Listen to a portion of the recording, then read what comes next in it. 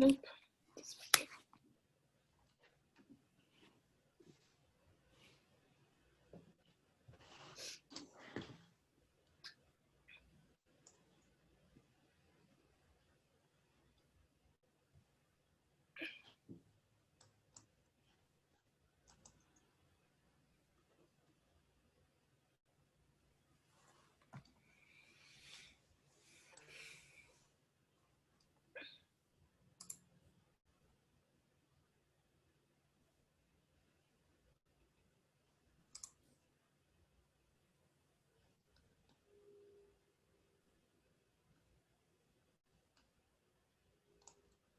Hello, everyone. We're just giving it a couple of minutes here to get everyone signed in and ready to go.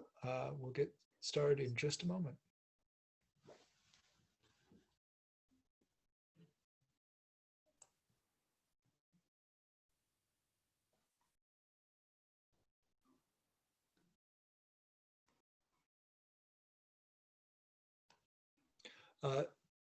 There has been a question about chat being disabled. Chat is disabled. We will, as usual, ask folks to put their questions to us via the Q&A tool, and we'll answer them during the appropriate segments.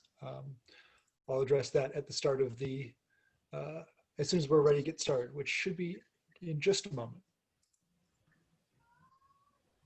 I don't see Damien on there yet. Oh, Damien just let me know that he is unable to make it. Okay.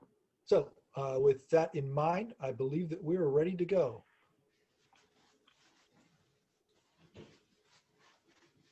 Okay, Gail, I don't see Peggy in here yet, too. So, but go ahead. You said that she was waiting to be let in. She is a participant right now, Christy, so you probably want to capture that. Yeah. She's Margaret. That's why you don't see Peggy. Oh, okay. Margarita, there we go. Yeah, there okay. you go. Excellent. There she is. Okay, now that we have everyone here, I would like to call the board workshop to order. Right, but as we're getting started, I would just like to note that we've got a lot to discuss tonight, and we really want to be able to get public input on each of our topics. So with that in mind, if you have a comment on the current discussion, please enter it in the Q&A section down at the bottom of your screen.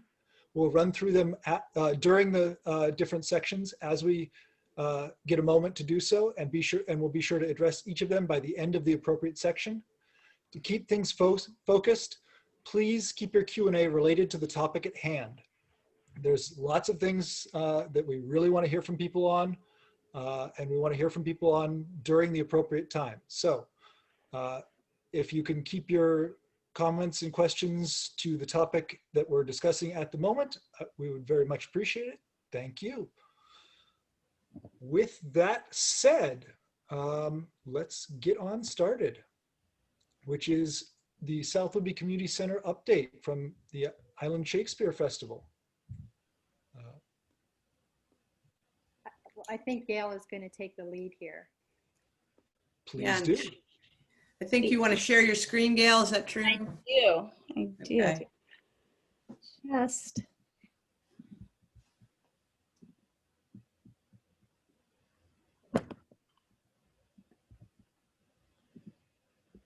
While we're prepping that, I'd just like to say how wonderful it is to see so many attendees here. It's great to have this community involvement. Excellent.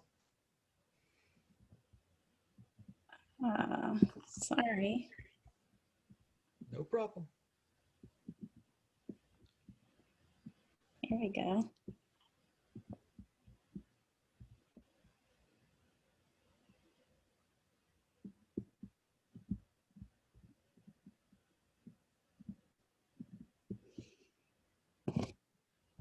So the update is on some of the community center happenings, and we'll also talk about Island Shakespeare.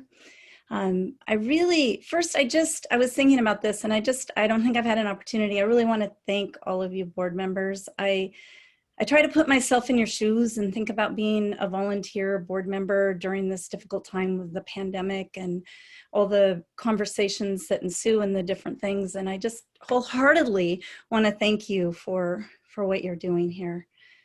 It's incredible. As is our community at the South Whidbey Community Center. This presentation won't take a super long time, but I wanted to take a few minutes to share the creativity and the contributions and the resilience of the campus partners. You know, we did really well with the people who came into that campus to care for the old middle school and to bring activity and opportunities to our community.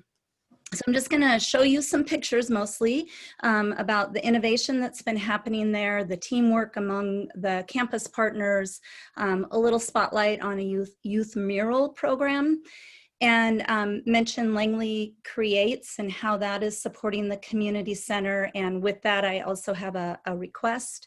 And then, you know, really the main purpose of our time to present is to talk about Island Shakespeare and their place on campus currently at the South Whidbey North Campus.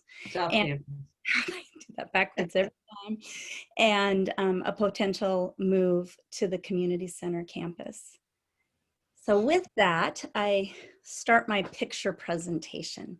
This is a couple of photos from the Readiness to Learn summer mural program, which was with Melissa Koch, who's a local artist, has years and years and years of working with students and artists, and she came and worked with a small group of youth, all high schoolers, who found their creativity in mural making. They started on the ground with paper like this, moved to canvases, which you see on the other side of the screen, and resulted in these beautiful panels, which are all an expression of themselves. Part of Melissa's ability is to help youth and people who have interest in the arts to tap into their own creativity and think about how they want to express themselves. So these are just a few of the panels. There's one more coming up.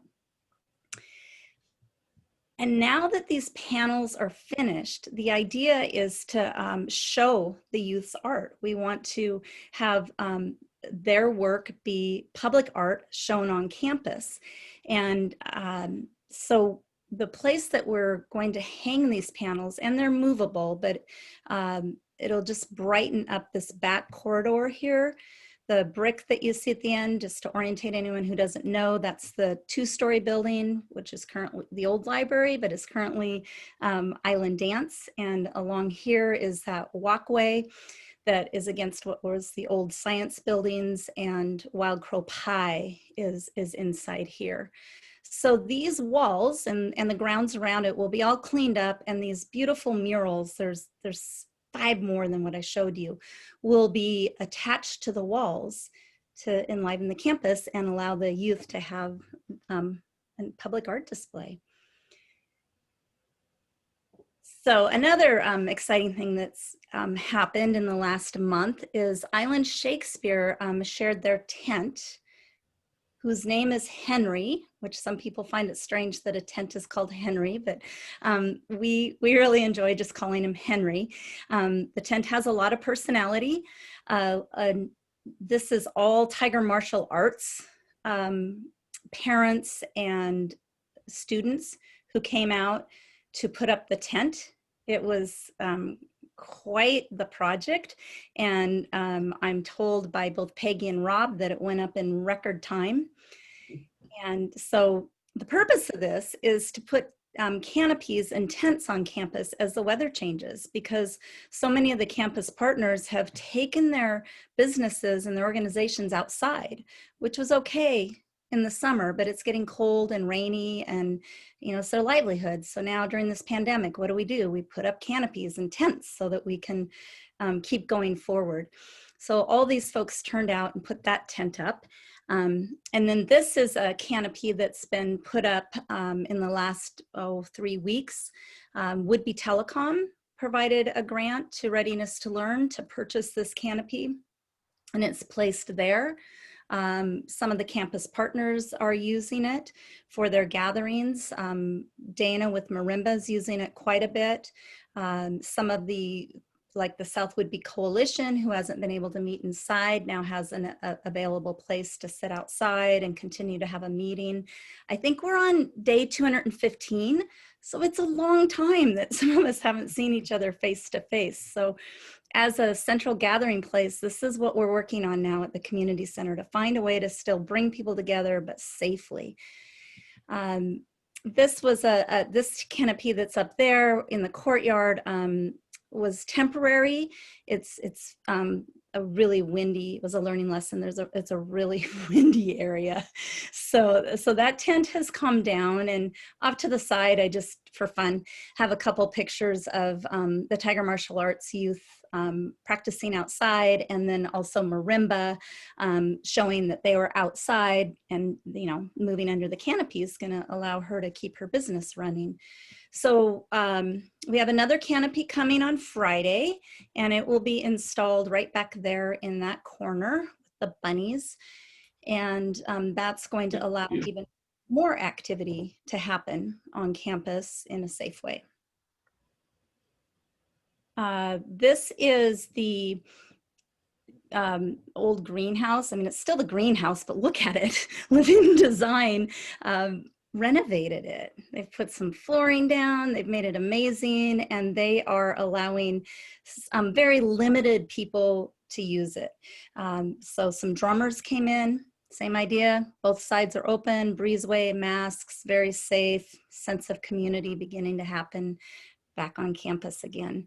You're going to see these flowers in a bunch of the next screens. Living Design folks and a bunch of their volunteers have been using recycled materials to brighten campus.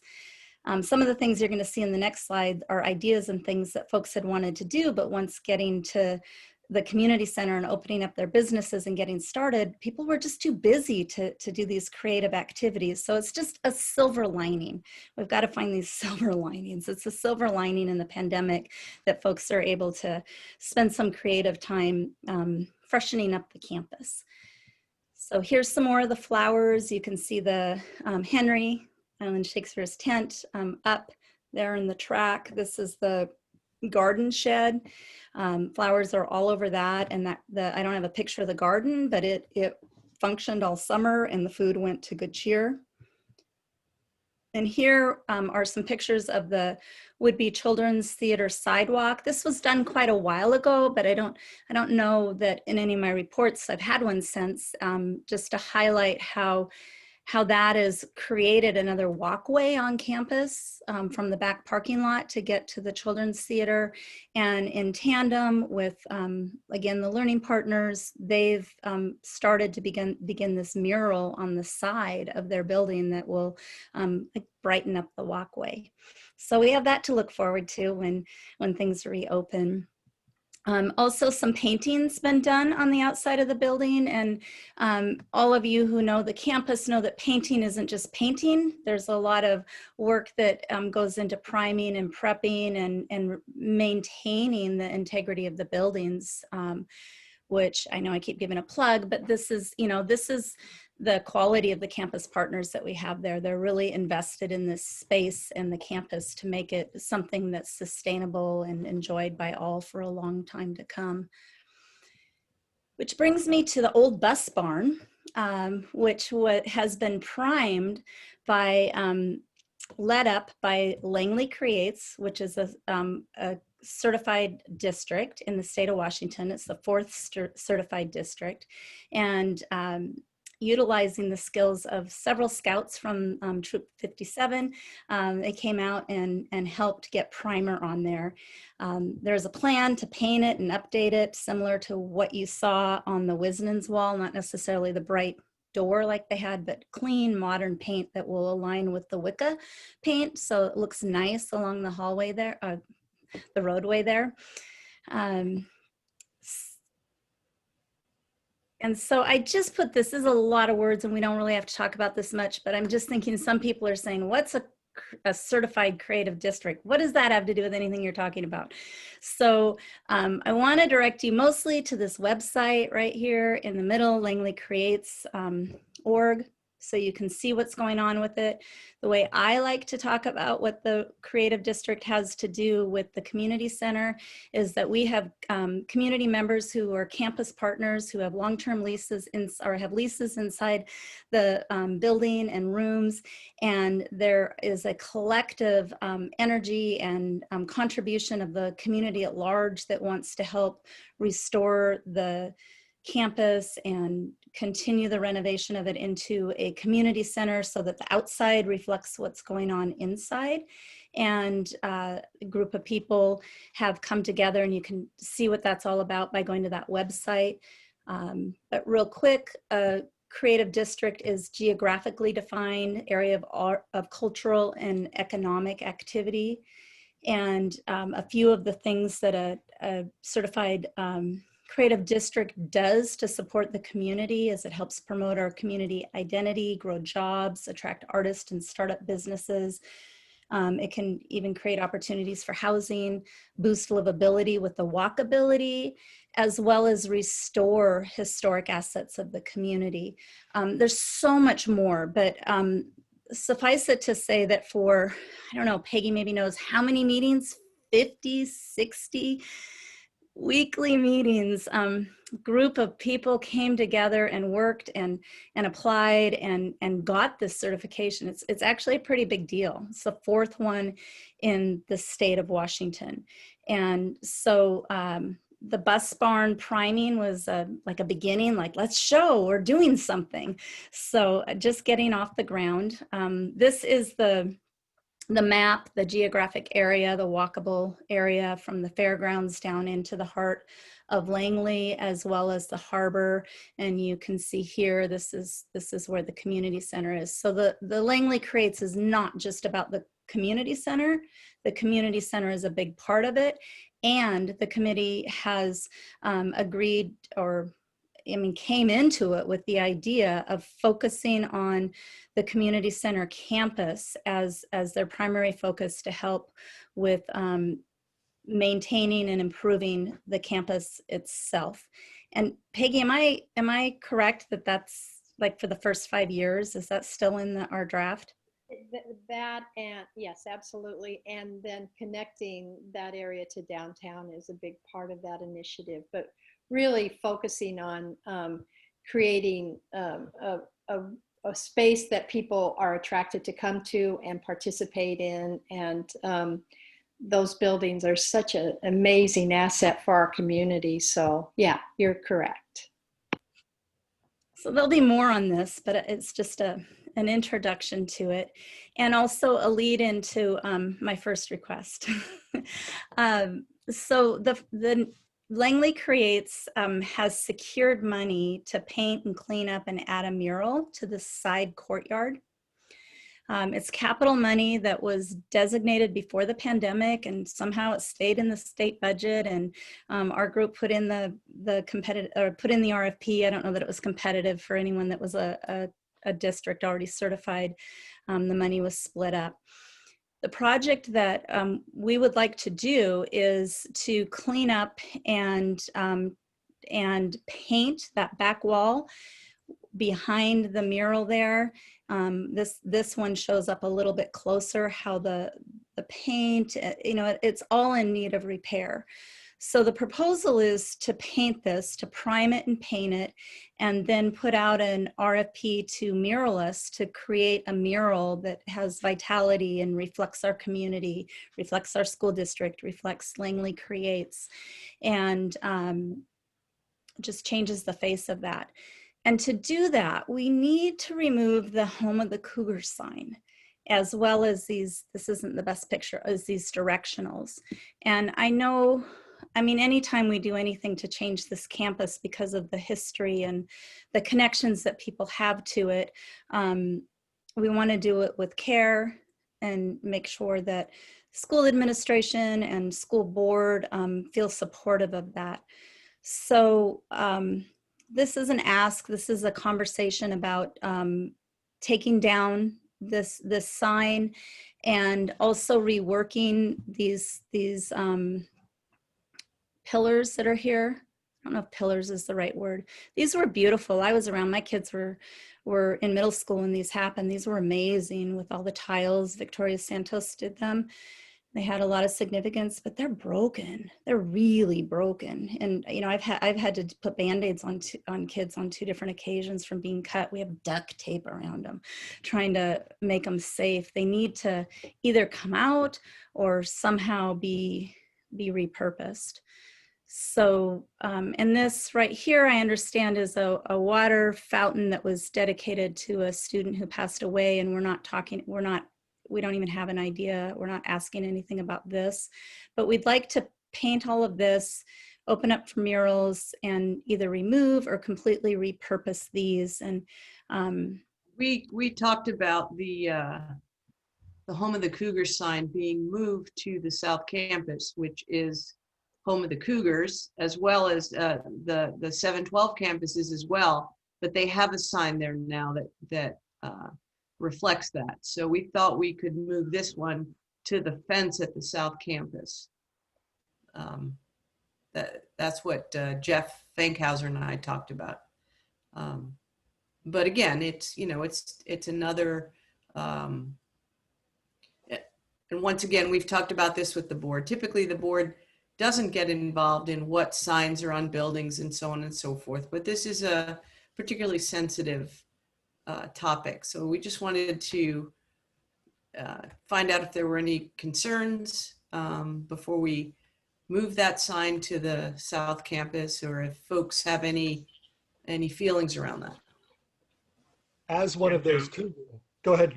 Go ahead, Charlie. Yeah, so I mean, look, I mean that sign to me is more important than the one they have at the high school and middle school. I have no objections as long as it's placed, somewhere. And again, that's not our lane, right? But I would hope that you would look at placing that somewhere, Yeah, I'm not sure the exact measurements, but we're talking about putting it either on the building, as you're facing the South Campus building to the left, there's a brick wall, and then to the left of that brick wall is that fence. So either on the fence, because if we redo that field, it'll become an athletic field. So either on the fence or on the building, Charlie. That's what we're talking about doing with this particular sign. As one of those Cougars that this was the home of, I'm really happy that you guys have looked at trying to place it somewhere where the middle schoolers are currently. Just getting rid of it would have been a shame, but I like having it where the kids are, where the Cougar, at the home of the Cougars. Gail, regarding the pillars, you mentioned a specific artist who commissioned them. Do you know if that person is still on the island and still creating? It was Victoria Santos, and she was actually worked for the school district at that time and did it as a youth project. She is aware of the concept of changing what the courtyard is like, but not interested in being involved. No, okay. So I personally would prefer that they be repurposed so that we can keep the intentionality there. But I also appreciate that you already reached out to, their creator and got their feelings and as long as I think like they've been included in that conversation, I think that's as much as I feel like we need to consider regarding how we create a safer space for people. Thank you. So again, I think that you made a good point, Dr. Moshe, that this is not the school board's lane. I appreciate having this brought to us. And I appreciate the openness to keeping it at the home of the Cougars. Yeah. Well, the next thing is Island Shakespeare. While we're at a break real quick, I'd like to get to a couple of the Q&As that came in just real quick. So Someone asked how many people are here. We currently have 48 attendees. Some of those are district employees. Some of those are parents. Some of those are students. Some of those are community members. So we've got a fantastic attendance. Yeah, 48 people, 48 attendees and 9 current panelists. Someone else mentioned that the volume is low. So if folks can speak up when they're presenting, that would be wonderful. I will try to do so myself. And someone asked, it's still there. I'm not certain exactly what that's in reference to. I think it's the sign, and yes, it is still there. If that's not what you're referring to, let us know in the Q&A. Oh, the stage. I believe that that's something we'll be working on momentarily, talking about momentarily. And there's one participant who has their hand up over in the participants side. If you have a question, if you could put it into the Q&A, that would be fantastic. Thank you. And thank you, Gail, for giving us the moment to get to those. Definitely. And I turned up my volume, so I hope that's better. So the next thing that we really want to talk about is to bring up a conversation about Island Shakespeare Festival, which is an outdoor theater and has been at on the Southwood B campus, do it again, the South Campus, the old primary, for a number of years and doing very well. However, it's desirable for Island Shakespeare and also for the interest of the community center Langley creates, the synergy that we're building there, for them to move to the community center campus. And so this conversation is to see if there's any concerns about that process. What we're hoping is to get approval to move forward with working out an agreement with all the details that are entailed in a move, and then being able to present that to you for a final approval. But first, we're wanting to check in to see if there's anything that any of the board members are concerned about with this move, and the place that we would like to have Island Shakespeare join the community center as a campus partner is in the center of the old track, which also happens to be where they were many years ago. So we wanted to open up a conversation. I would like to just preface that with that all the campus partners that are there are excited about the possibility. The people that live in the bungalows, some of them have already commented that they would like to see it come back. The city of Langley is eager for this to happen. However, it is school district property, and when we repurposed the community center, it was all about, or the middle school into the community center, it was all about the inside spaces. And so now we're looking at the outside spaces. And so what do people think, and are there concerns? Is it okay to move forward in negotiating an agreement for this move to take place? Yeah, so I think one of the concerns, well, there's a couple for me, and one of them, that space is used during the fair, right, for parking and booster parking. What happens then? You had already mentioned that they were originally at the community center middle school, moved, and now want to move back. I don't know. I guess I'm in favor of it only because that space that they're at the South Campus, is good space for the students to have PE out there. It's one of the only flat spaces. But I am concerned about the fair parking. And then you answered one of my questions that I had about the people who live adjacent at the bungalows, what their viewpoint was, what the added parking and traffic. So, Charlie, just in terms of the fair parking, Shakespeare was there before, and it didn't interfere with the kids and where folks park in the fundraiser, because they park.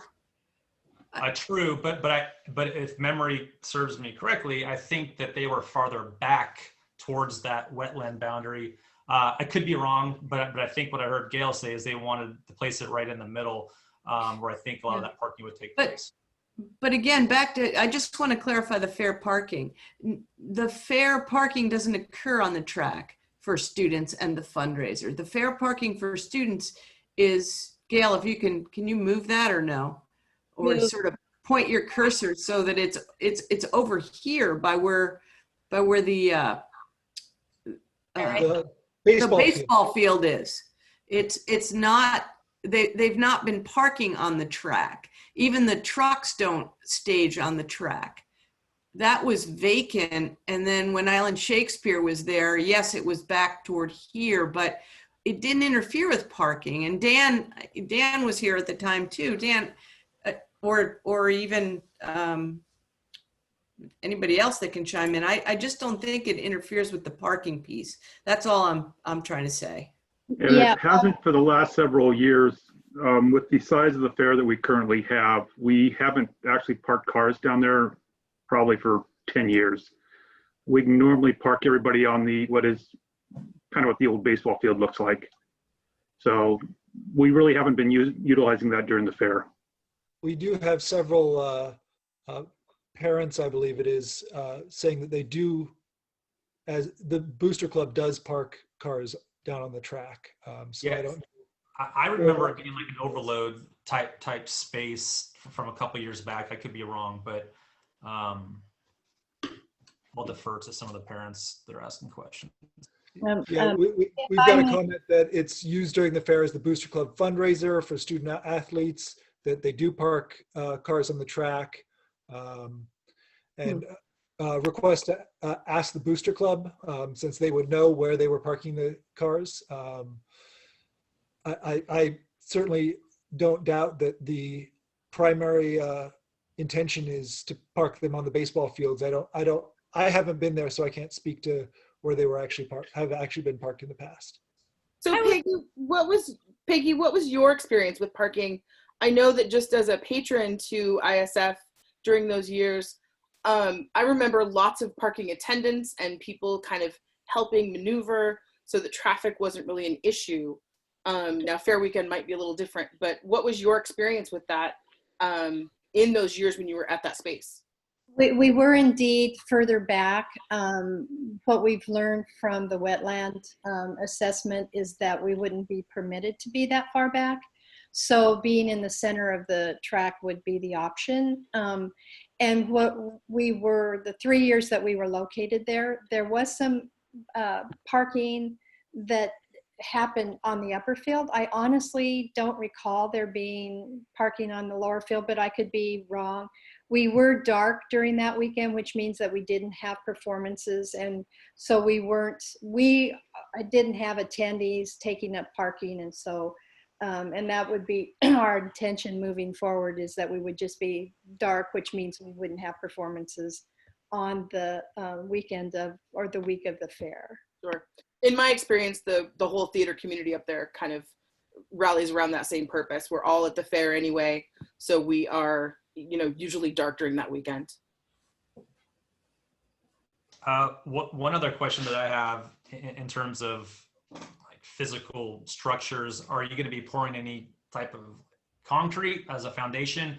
And then what happens to the foundation that's at the South Campus? Who's going to be responsible for removing that? We would be responsible for removing the concrete that's currently at the other campus. I know that somebody looked at it as potentially being part of a play area, but I don't think the dimensions are correct. We aren't far enough progressed in our conversations about what it would look like. We do have the containers that need to be on some kind of hard surface.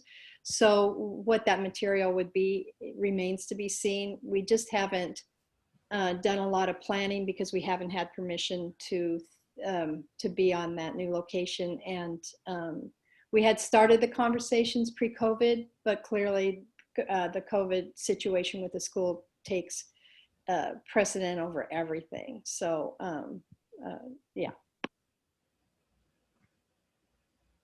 So would the board be open to allowing them to plan a presentation regarding a move to that campus, or are you uncomfortable with considering it? I guess that's what Peggy and Gail are looking for, is plan and present or no? Well, for me, Joe, I think, I think they should move forward with the presentation. Again, my big thing is that space right now at the South Campus, is definitely valuable in terms of it being flat and kids being able to have PE out there. So that's a big plus for me. But I'll yield my time back to Brooke and Ann and Andrea for their thoughts. For me, I definitely would like to see the presentation. I feel like the community center has done such a nice job in the last few years to really make such a welcoming space. I know Langley Creates is also in that same place where we're creating that nice resonance between what we do up there and what happens downtown, creating those bridges. Having Island Shakespeare there, I think, would be a boon. And so I'd love to see the presentation. I'd love to hear about the history of, why the moves got made in the first place, and really see that space, really see ISF be part of our space. I agree wholeheartedly with what Ann just said, that I think that I agree with her very strongly that it's a wonderful place to have Island Shakespeare Festival, that it is a benefit to the community to have it there. I quite agree. There was a comment that said that we should know what the footprint looks like before it's agreed upon. I absolutely agree with that. But all we're looking at now is whether they should come up with a proposal. I certainly think they should. Let's see, I'm just looking through any more of the community comments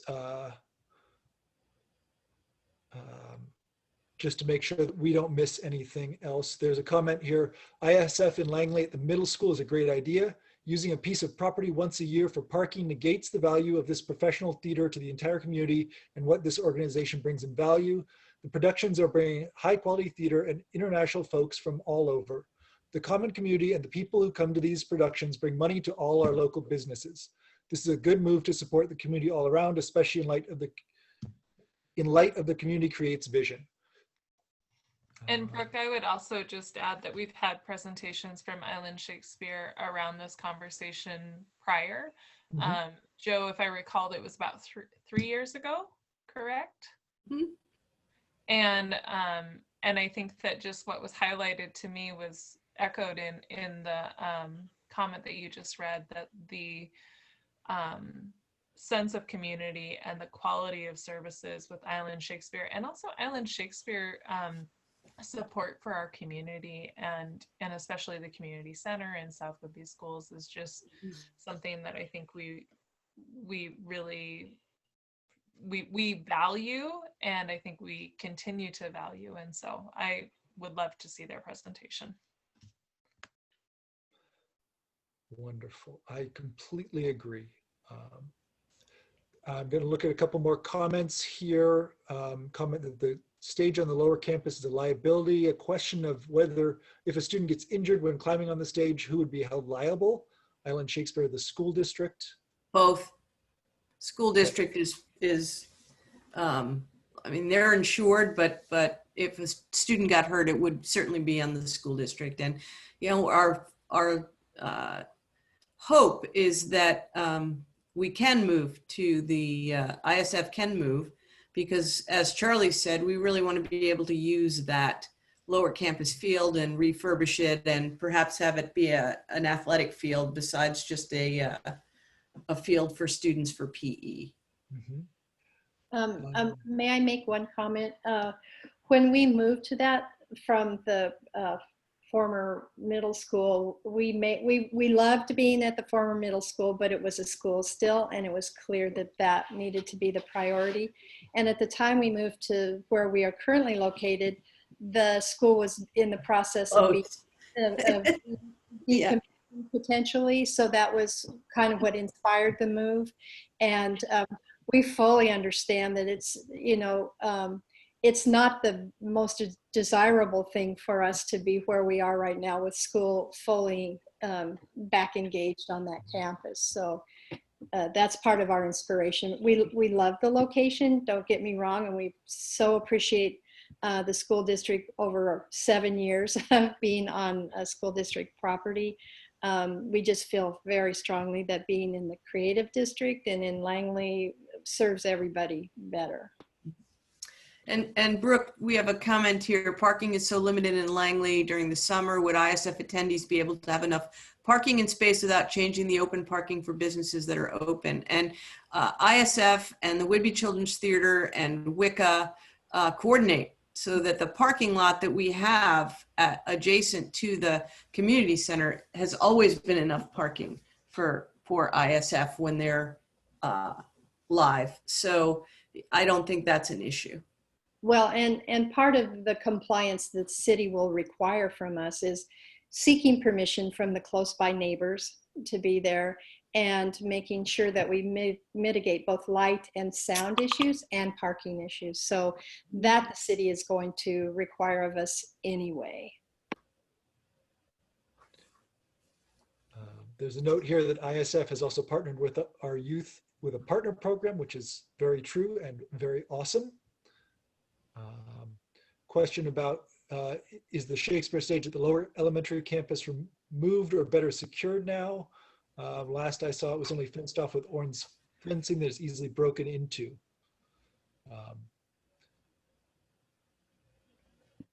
I saw that comment as well, and I'm going to bring it forward to our production manager. And I apologize, I was unaware that there were issues that they hadn't been brought forward to ISF. So I apologize for that. That's why we have public comment at these workshops, so that we can have people chime in with things that need to be brought to people's attention. There are a couple of other quick questions here or comments. Someone mentioned previously, I support the repurposing of the Cougar sign, or if it turns out to need too much repair in case of damage, the energy goes into a sign for the 5th and 6th campus. Just going back to make sure that that comment was covered. There was a question about COVID plans that will come later in the evening.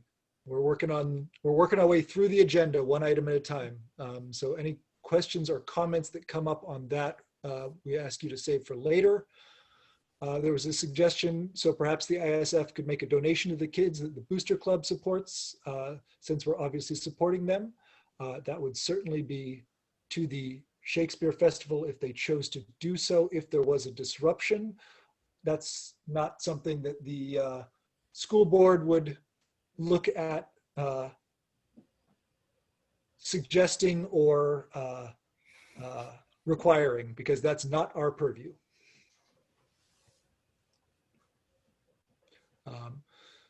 So that's covered the Q&A from the community.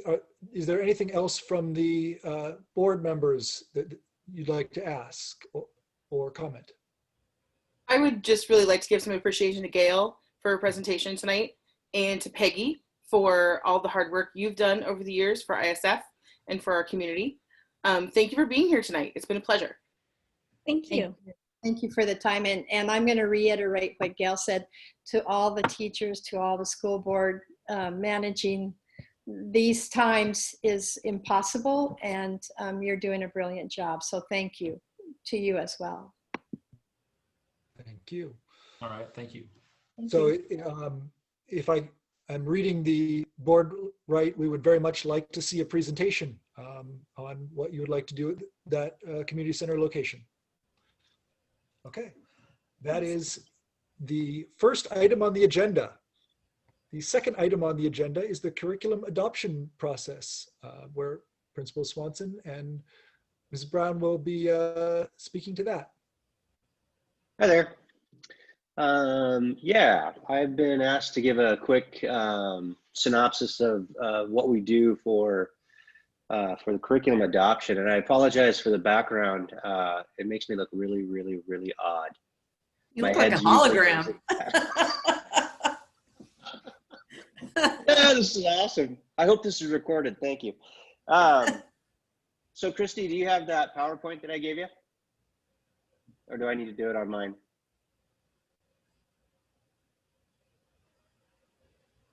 You're muted, Christy. I said, hold on tight. I was just trying to get Gail off of here, but she can sit tight. While you're getting that set up, I would just like to note that this agenda item came out of a meeting that several of us had, several people from the school district, 2 board members, a number of members of the administration and staff, with a student group called United Student Leaders. And they had some questions about curriculum adoption, and we thought that it would be a wonderful idea to talk about how we do it and what goes into that process. So with that, take it away, Mr. Swanson. Yeah, so again, this is going to be kind of a walkthrough of what we do. We are in process of trying to get a systematic way of adopting curriculum for all disciplines. And so that's kind of what you're going to see tonight. If you have questions, feel free to ask. And we'll go to the next slide, please. So what does it look like? Basically, what we do is we will gather a committee together, and that committee is formed by teachers and other personnel who are tied to the subject. We look to get a mix of people who are going to be open to having new ideas presented, but as equally, they also push back on anything. I call it the glitter of the new, because you know, so many of the big companies, they really try to wow you, and it looks great on paper and it looks great in a presentation, but that's the glitter, and we have to figure out a way to systematically drill down and make sure that it's appropriate material for our kids. In doing so, we use rubrics, and we have the IMET and GMET. The IMET is the Instructional Materials Evaluation Tool. This is something that has been developed by Achieve the Core. And I placed a link on there. We don't have to go to that one now, but the Achieve the Core, that will give you access to the instructional tool itself. It's fairly large. So it's 48 pages for, if we're just looking at K2 ELA alone. And what it does is it gives you what's called non-negotiables. These are the components that we look for that have to be in place as a foundation to be a viable curriculum. Well, as you can see, it's pretty large. So we also have to be realistic. In reality, if we were to take 10 different curriculums and go through a 48-page evaluation tool, we'd be doing this for 3 years. So what we've done then is we reached out and we got help from our ESD, and in particular Kim Kellogg, who came, and she's done a number of adoptions in the ELA, since that's currently what we're on. And what we did is in the working, we kind of pared down all of the 48 pages into a workable document. We also combine that with our South Whidbey values. So there's 2 main components. If you think of the umbrella of adopting a curriculum, one is the curriculum itself, and how does it respond and meet the state standards, and that we also have our equity piece that we look at, and inside of that is what we call our South Whidbey values as well, and I'll talk about that in a second. But anyway, those are kind of the two main components that we're going to be looking at. So that second link that's underneath the Kim Kellogg, go ahead and click that, and this will give you an idea of what our evaluation tool looks like. So you're going to have to hit next. That would be your name. And then it goes through what, again, we call the non-negotiables. In this case, we're looking at K2 ELA, and we're looking at high quality text. And then underneath each non-negotiable, we have the main components that we are looking for. So the evaluator would go through the material, and they're going to be checking off where they find these pieces. And then they can give their overall comments. And that comment box is basically there for them to remind themselves of what they were looking at, any ahas that came to them, and so on. And then they evaluate it from 1 to 5. We go through, and we'll do this for each non-negotiable You go ahead and click next, or go to the next one. And then we come back after we've done the evaluation on all of the curriculums, and we start to pare them down. So the second one, evidence-based discussion and writing. Again, we're looking at all of those components. You can go back to this and read through it if you'd like. Let's go ahead and go down to the next. I want to get to the equity one. These are all kind of the nuts and bolts pieces, the components that hit the state standards. The third one is building knowledge. And then the fourth, go ahead and go down to the next. The fourth one gets us to our South Whidbey values and considerations. So this is just the first part of the equity piece. But we sat and we discussed with this idea in mind. No one knows our kids better in the classroom than our teachers. So we asked the teachers, you know, what is it that you value? What are our values on South Whidbey? And what are some components that aren't in those non-negotiables, but we think are extremely important to have? And so they listed out their non-negotiable or their values. We put them in this format. And then that was the last component of the first step of the process for evaluation.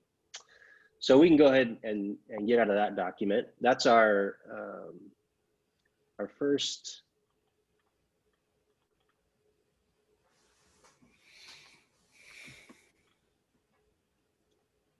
There we go. So yeah, go ahead and go down. Thanks. The next piece then is we have the equity piece. And let me take just one step back. Currently, we're in the K2 ELA adoption process. And with of course, COVID, like everything, it kind of put a halt on the things that we were doing. So if any of the teachers that are on our committee are out there, we haven't got to this component yet. So this is going to be new to them, because this is after we start diving into the pilot of the curriculum, because they have to get a true sense of what it's like to teach that curriculum and really get inside of it. More than just us, you know, going through it and doing those non-negotiables. So anyway, the equity piece, we have two main components that we're looking at, umbrellas, if you will. One is allow equal access to all of our students. And then as we look at the materials, we are looking to see if there's biases. And inside of that, it's, you know, the methods of instruction, is there bias in that? The vocabulary, the assessment piece that is given to us that we give our kids, the way that questions are made up and so on. Is it inclusive? All of those components. Go ahead and go down a little bit, please. So one thing that we will use is this models for evaluation. Go ahead and click on that. This is something that if you're interested, you should take a look at a later date. It's you know, 11 pages, but basically what this does is it kind of helps guide the committee through what biasy means and what it looks like in curriculum. So I won't read through the whole thing, but go ahead and scroll down a little bit. This goes through an explanation of you know, what to look for. Gives you 10 quick ways to decide if there's inequities, but keep going further down. There's components, actual evaluative tools. Keep going. All the way right. Stereotypes, the next one. So this is where they give the material evaluative tool. So again, this is something that we can use to see if there's bias in the curriculum and how equitable it is for not just all of our kids. And it, you know, it doesn't matter if we're 95% one ethnic group. We need to be equitable across the not just ethnicities, but you know, our SWSD group, any classification that we have, if you will.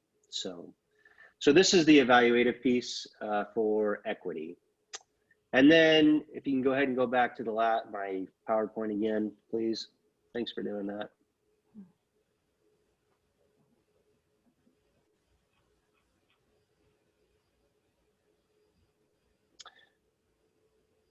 Okay, so I was just going to give you an update. Go ahead and go up one, please. So basically, we go through that process.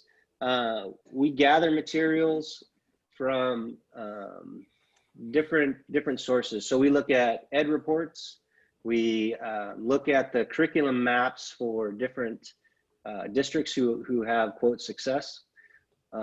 We also, of course, have a web of professionals that we know of in other districts, and so we talk to them. And we get this sense of, you know, what are the curriculums to look at. And then we go through that process. We narrow the curriculums down to 2 or 3 that are viable. We work with the companies to develop a pilot program. And then once that pilot is finished, which again, we've been halted with COVID, but we're still going to continue. We give our final proposal to Dr. Mocha and Mr. Pullman, and of course the board as well. And then once that's accepted, we start to work on an implementation plan. Go ahead and go down to the next slide. I think I talked about what's on the next slide already. So yeah, currently with ELA, we've gotten curriculums narrowed down to 2. And because of the way we are instituting school currently, we felt that it's best to hold off on the pilot until we, one, get a sense of what the spring's going to look like and how much time we have face-to-face with the kids. Okay, go ahead and go down. So just some things to remember. You know, this adoption process, we've adopted curriculums in the past, and this is not a judgment on any of the past work that's been done. I simply wanted to clarify and state that we're just, again, trying to find a systematic way of making sure that all of the curriculums that we adopt have been vetted equally. And we're looking for not just the content to meet the standards, but also the equity lens to make sure that we're meeting the needs of all of our kids. So yeah, we're in a process currently with ELA, and then once that's done, we're going to continue working through the other disciplines: science, social studies, math, and so on. So, and lastly, you know, just I said, like everything, it takes time and experience to become great at something. And so, as always, I appreciate and ask for grace. And if you have questions, please ask. This is all good stuff, and I commend the group that we have working on the ELA for K2 have been phenomenal. They just worked really hard and diligent in trying to figure out what is the best possible option for our kids. And so they've done a great job. All right, that's all I have. James, this is fantastic, and I love the rubrics and resources that you found, and I think they're going to complement exceptionally well with the equity training that I know all staff are going through and continue to engage in. And I think it's going to help make us more aware just as we move through and help us see our own blind spots, but it's a beautiful way of meeting the needs that we know that we have. Thank you. Yeah, thank you. Absolutely. 100% agreed on that. Yeah, I love seeing the rubric. I was just curious if there was, if you had an idea about how long it takes to do a cycle of this. I know that COVID has thrown everything off, but in a quote unquote normal schedule, do you have an estimate? I know that you're just working Yeah. with more curiosity than anything. No, you know, usually it's a year process. Okay. And depending on the curriculums that are out there, and the committee on how strongly they feel about one or multiple, you know, it might push that process to a year and a half. But with the paring down of the rubrics, I think we can get through the process in a year. I think I would also just echo James that I know from my personal experience, when we start to look at it through these lenses, what you'll find is that a lot of curriculums will struggle to meet the bar, and so that it can take longer to get the right.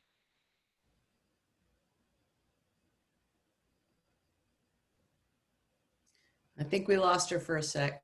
Yep, froze. Struggle to get the right.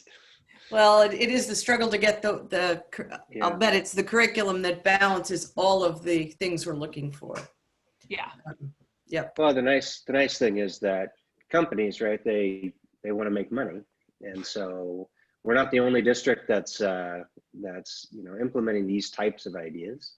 And so it doesn't have to be a big corporation. I'm just saying the book companies who are trying to make a living are starting to respond because they know that we're looking for certain things. So I think that's a good thing, right? They're starting to reevaluate what their curriculums are. So instead of stamping a new year 2021 on a 2015 book, they're actually having to go through and look at the material.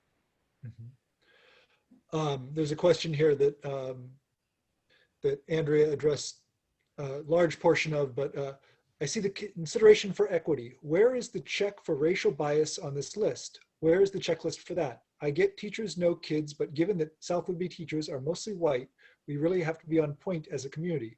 Is someone who understands the nuance of racial bias coming in to evaluate?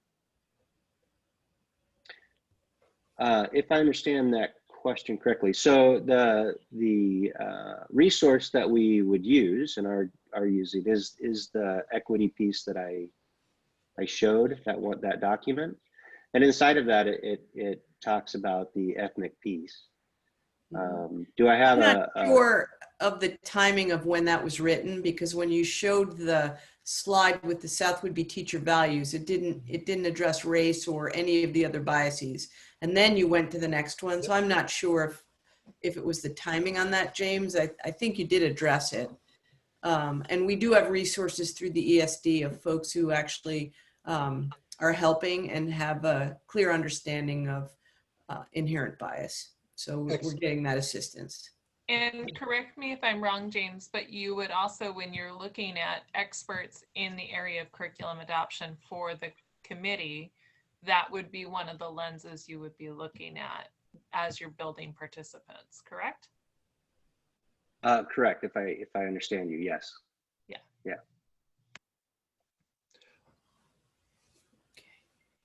Others? We have two more comments here. One from the previous presentation. Thank you, Gail and Peggy. ISF is a very wonderful addition to our community. And we have one that says, thanks, James. That looks great. 2 exclamation points. All right. And I echo those 2 exclamation points. Well, thank anything you. from the board members?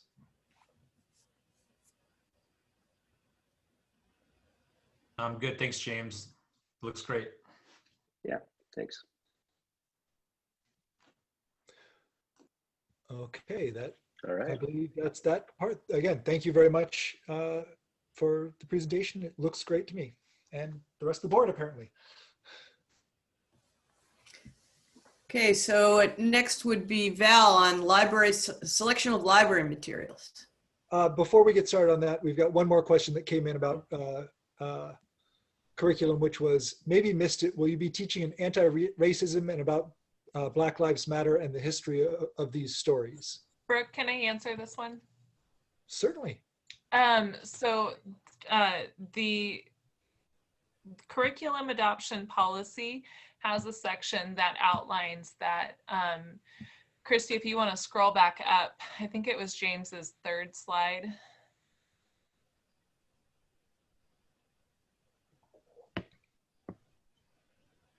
One more. There. Okay, so with the equity lens on the left-hand side, in here it talks about exploring experiences, perspectives, and contributions from multiple cultures, groups, and individuals of varying abilities. So that includes race, but it also includes gender, and it includes people who may be differently abled, or who may be coming from a non-European background, which is oftentimes also left out. It puts that curriculum selections will include multiple points of view and primary resources of diverse viewpoints, and the use of culturally responsive instruction in how the curriculum is presented. And then there will be a variety of access points for students, so that students with disabilities or students who English is not their primary language, that can allow the curriculum to be accessible to them. Thanks, Brooke. Thank you. I knew you would have that under control from a policy perspective, as always. Thank you.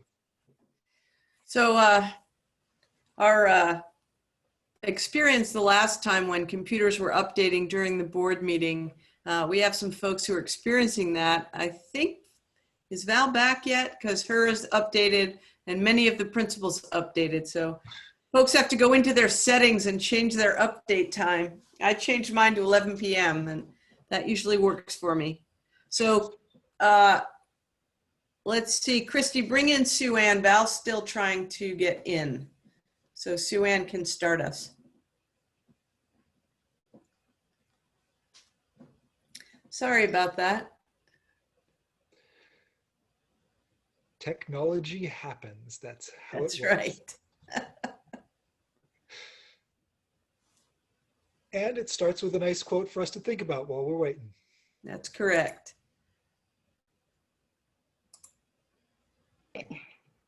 Hey, so oh, you're back. Woo! I'm not back. I'm Sue Ann. She's at my house, fortunately. So as usual, we're together. So my cohort Sue Ann here, you know, we do the whole TOSA library managing thing together. So once again, we're together. So the first quote that I wanted to share with you, we think is really encapsulates a lot of what we do as far as collection development and where our focus has been for the last couple of years. So go ahead and, you've been looking at it for a while, Christy, advance to the next slide. Okay. I'm getting a funky view here. So the big thing about library collection development and how we stock our libraries with resources, electronic resources, print resources. The big word is balance. And we do have a selection policy that you guys have seen that guides us in that. But for the most part, stuff has to be engaging. It doesn't matter what's inside of the resource, of the electronic resource or the print resource. If kids won't open it, then it doesn't matter what's inside. So you can see some of the things here that guide us. Bias is huge. We want to make sure that we're balanced and that whatever we're doing, we're providing a really broad range of viewpoints, culture, you know, history, that there's a range. So we work really hard on that. Our biggest challenge is always resources. So when we do get money, what the very first thing we do is we do a collection analysis, see where our holes are.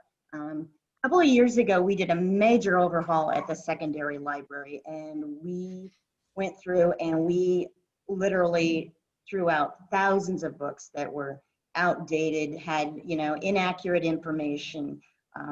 I would rather give our kids no information than wrong information. So Sue Ann and I went through everything, and we really did. We weeded and weeded and weeded. And we have a much smaller collection now, but it's a way more balanced and appropriate collection. If you go to the next slide, you can see that over the past 3 years, we've been doing, this is just an example of some of the stuff that we've been doing. We've been doing a lot of fundraising and grant writing, and we're really excited this year that we actually got some money that we didn't have to work really hard for, and we're already working on how to spend that. But our focus has been on diversity and tolerance and equity, and making sure that we are representing all of our kids, all of our population, and all of the diverse things that our families bring.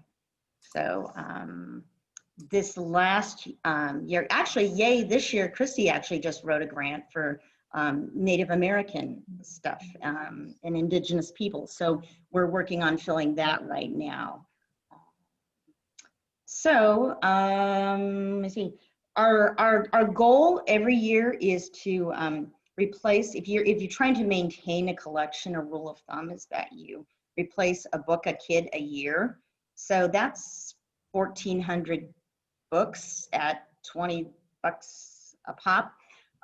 It's hard to get there. We got really, really, really close last year. So we had a big celebration about that. Let's see, when we do that many books, it's hard for us to read everything. Clearly, Sue Ann does her half of the 600, I do my half of the other. Not really. We rely a lot on, you know, reputable sources. There are all kinds of organizations like the American Association for School Libraries and Junior Library Guild and Book List. So we rely on those to select from. Yeah, so we use a lot of different resources to make sure that we're getting the best stuff for our kids, and also for electronic resources. So if you have any questions, that's kind of our process. Oh, another piece of the process that I didn't tell you is after we do our collection analysis, we will survey our kids and our teachers to make sure that we're getting the stuff that they need that supports the curriculum and aligns with what our goals are, and that we are engaging the kids in what they want, because most of all, we want them to love finding out new information and reading for pleasure and getting excited about learning. So I think that's about it. And here's what we got going on right now in our limited program. We're doing some fun stuff with our little kindergarten group that's already in. They're actually coming in and taking books out once a week and taking them home. We set up stuff in the hall, and our new rule is the one you touch is the one you take. So they don't get to paw through everything, but they're pretty adorable. We've been checking out all kinds, hundreds of books to students as for ELA support. When kids came to pick up Chromebooks, they also got their novels for whatever they're studying this year, 5th through 12th grade. And we've been doing kind of a soft curbside library service. Whenever somebody emails us and said, hey, I need something, we fill that request and they can come to any of the school libraries and pick it up. Yeah. And we're actually, we've been, our focus, because we're also, you know, the technology focuses right now has been a lot on training staff and getting families connected and getting that going. Now that that's kind of smoothing out, what we're working on right now is remote checkout and placing holds that way. So that's coming like very soon. And we thank Ian Turner for his support in that. Any questions? Someone asked about, is that, Val, is that the Follett Destiny app? Is that what you're talking about? It is. Okay, so it's on its way. It is on its way. We thought it was up today, but a little glitch, and we're working on that. So my question is, how many kids, like at the middle school and high school level, like what percentage of kids are actually, you know, in the library checking out books for pleasure? Like just from a from a current library nerd and also a former library nerd. Like how many kids, I mean, I know COVID, but last year, how many kids were coming into the library and grabbing books? You know, it depends. A lot of kids use the public library at that level. The 7 through 12s are mainly there. The K6ers really hit the elementary library. I'm not in that building. Yeah, the teachers will send them, you know, to do independent, let's say you need an independent novel, or I need you to read this one for book study. So the teachers send them a lot. And to be honest, the 7/8s don't have a lot of time in their day to come in and pop in. So it's not really conducive for them. But we do get a lot of high school kids coming in for lunchtime, and if they have a free period and independent study, there's a lot of kids in there during their independent study times. Good. It's great to hear Early the morning. traffic in those buildings and in those libraries. Yeah, we've tried to really remodel and revamp them so that they're really welcoming spaces. Sue Ann wanted to rip out the security gate that beeped every time a kid went out, and that was a huge difference. It just said, "Come on in, we trust you, we want you here." So that's what we try to put out to our kiddos. Thank you. I think that's a wonderful example of not just having an open door policy, but reaching out, is making that the entrance to the library a welcoming place. I think that's fantastic. We've got a couple of comments here. Thank you, Val and Sue Ann. We are so lucky, and another one, we are so lucky to have such dedicated and talented staff building our libraries. Thank you. And I echo those completely. And I would like to also remind the board that these two folks designed and implemented, along with Ian, but designed and implemented all of the training for staff this year to get them ready to go in remote learning. And they're running the libraries and doing all of this work. So it is, I can't say enough good things about these two folks. They're working really hard. So we would love to come back once we get a few more of our programs running, because during the year we do all kinds of promotions to get kids involved and excited about reading. So we'd love to come back and tell you more. Speaking for myself, I'd love to hear it. There you go. And from nodding heads, it looks like the board agrees. we got another thanks. That was awesome.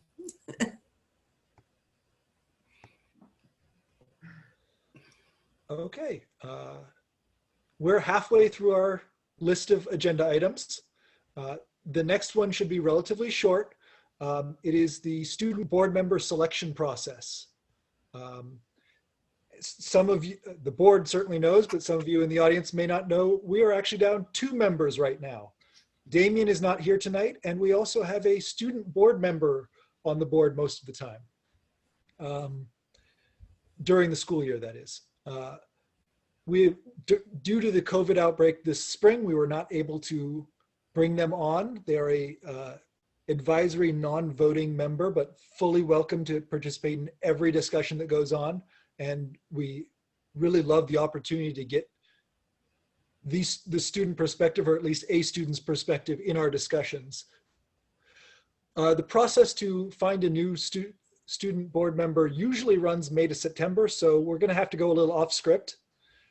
We have some candidates already. I went into a pair of CWP, Contemporary World Problems classes a couple of weeks ago and talked about local government and how they could get involved in the school board. And we had a couple of people come forward out of that. We had some people come forward from the leadership groups, clubs, classes. We've got staff looking for folks that they want to tap on the shoulder and invite in. We've got interested students all over around. I believe we have several candidates who have put in their applications already, but I think that we should be looking at what timeline we want to work on with this. How long we'd like to hold applications open, when we'd like to interview the candidates. And we're getting into a bit of a time crunch because we really only have 2 more board meetings before the end of the year. The November 18th meeting and then the December 16th meeting. Personally, I'd like to bring this student rep on board as soon as possible to hear their voices, but I'd like to get the input of the other board members so we can come to some sort of idea on when we'd like that process to run. Brooke, I think just for timeline schedule and just people thinking about what's coming up, I think if we had a goal of having a new student board member rep start in our January meeting. That would give us time to kind of work backwards from there, where we could do the, if there's an interview process or like we've done in the past, we could do that in the November or December meeting, but also give enough time for the applications to be open so that students could have enough time to prepare their applications, because I know there's letters of recommendation and things that they look to get, and that can take some time. Absolutely. Anne or Charlie?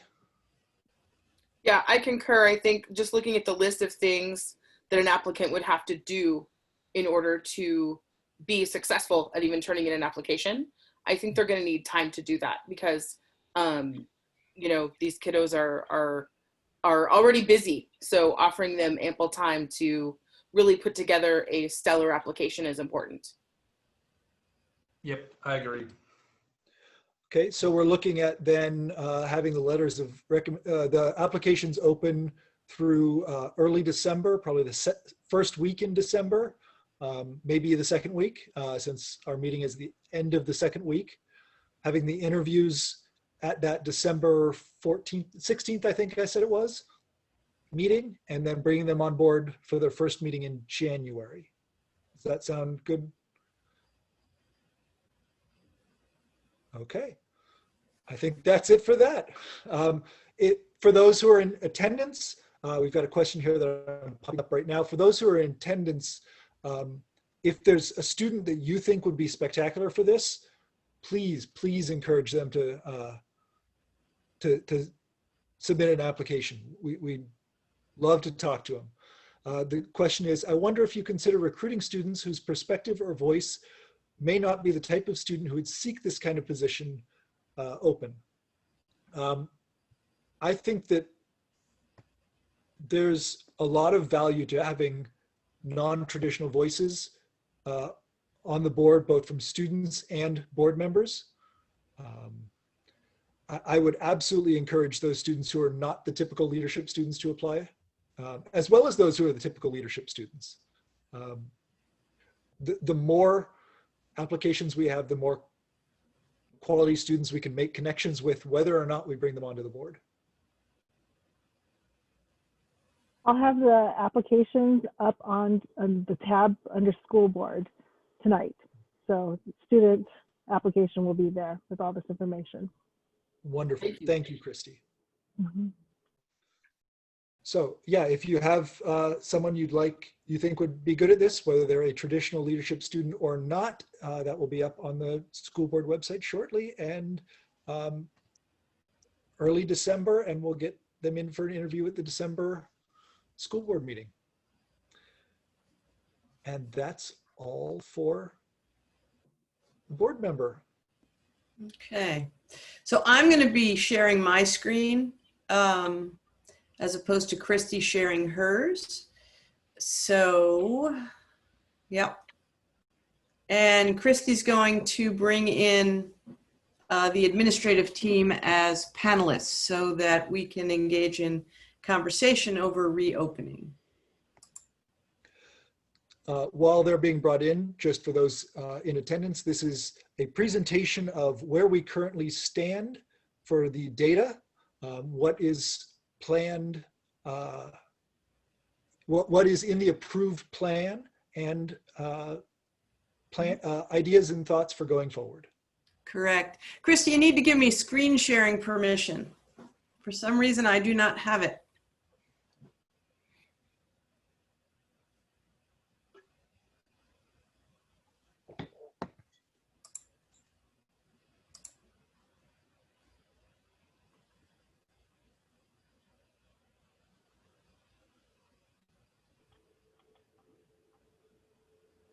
And while we're getting this Did I set, get you? You got it. Thank you.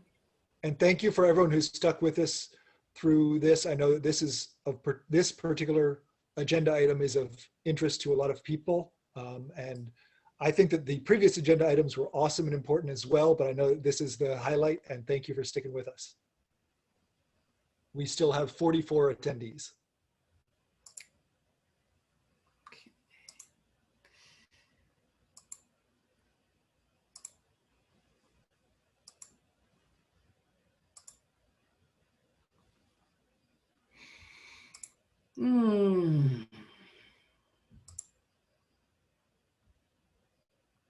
Okay, so as we said back in August when the board approved this plan, our first review for where we are in the pandemic was scheduled to be October 15th.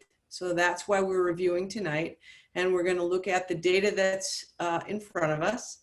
I'm going to go over the goals, how things are going currently, our plan for moving forward, where we are with COVID disease, and give the board time for discussion, ask any questions, and help us move forward. So first and foremost, our first priority has been and continues to be the safety of students and staff. We're really looking at face-to-face instruction being our goal and having it occur gradually over time. So that's what we've been working on. And providing a robust education. And some questions have come to us about what does that actually mean? Well, we spent a lot of time, as I said, at the beginning of this year, training our staff so that we would not repeat remote instruction the way we had done so in the spring when we turned on a dime. And I still commend all of our teachers and parents and students for making that shift. We were much better prepared as we started this school year. So we are looking at all of our teachers. How do we determine if it's robust? So in a normal school year, when everyone's face-to-face, we have and continue to use the Danielson model for framework for teaching. That's how we evaluate our teachers, and they adapted and created the Danielson model for remote teaching. So that is what we are using with principals to evaluate teachers. Teachers are observed by their principals. They may observe them in a Zoom meeting. They may observe them in a teaching moment through an asynchronous video. They may look into their Google Classroom, but teachers are being observed. Teachers are goal setting. Student growth is the key. And so they are setting goals around student growth and are holding themselves to those standards, and principals are working with them to meet those standards. We are taking attendance, and we are looking at student engagement, and that is closely monitored. We have in each building, basically, I call it a student care team. Different buildings call it different things, but it's student support. They look at every student and ensure that their needs are being met, and if not, working to meet those needs. And the principals also are looking at how students are performing. So that's a piece of how we know whether or not what we're doing meets our goal of being robust. So this is just a picture of the framework. I mean, it's actually pretty cute the way they stuck in remote, but they actually have a model that we're able to use. Other things that have continued, we're using our grading system that we used prior to March. So we're back to doing A to F and teachers having expectations, and it's standards based at the elementary level, which is based on a 1 through 4. Attendance counts, as I said, and we're monitoring that attendance and following up. And this year we have a consistent learning management system. So Google Classroom is what we use, unless of course you're at the lower grades and you are in Seesaw. But for the most part, everybody's in Google Classroom. We distributed, as you know, Chromebooks to every student and textbooks. And as you saw from Val, library books go in and out. We've ensured that every student is connected to the maximum extent they can be, whether it's as low level as just a hotspot that they have to use because they don't have internet in their area, or they're connected to the internet. And again, Readiness to Learn has been outstanding in being our go-to for referrals for any student who needs connection.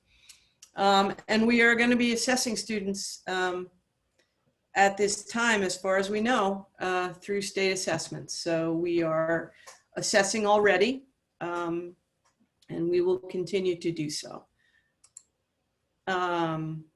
big part of what we all worry about is social emotional issues with our students. So the Soft Start really helped. We spent the first 2 weeks, every teacher connecting with every single student on their caseload and developing relationships with those families and students so that as we went into remote, they would have a relationship. Teachers continue to check in regularly. They have regularly scheduled Zoom meetings. They have asynchronous videos. We'll talk a little bit about what that looks like when we get to the principals, about how teachers are actually working with kids. We have had people drive out to Whatcom County and, you know, the far reaches of Skagit County to connect with students who, for some reason, aren't here. Whether it's they're with other family or wherever they are and they weren't connecting. And so our teachers and counselors have really gone above and beyond along with the principals. At the upper level, advisory and leadership is happening. Athletics began in terms of practices. As you heard, it's like summer right now for athletics. And we are going to begin our clubs.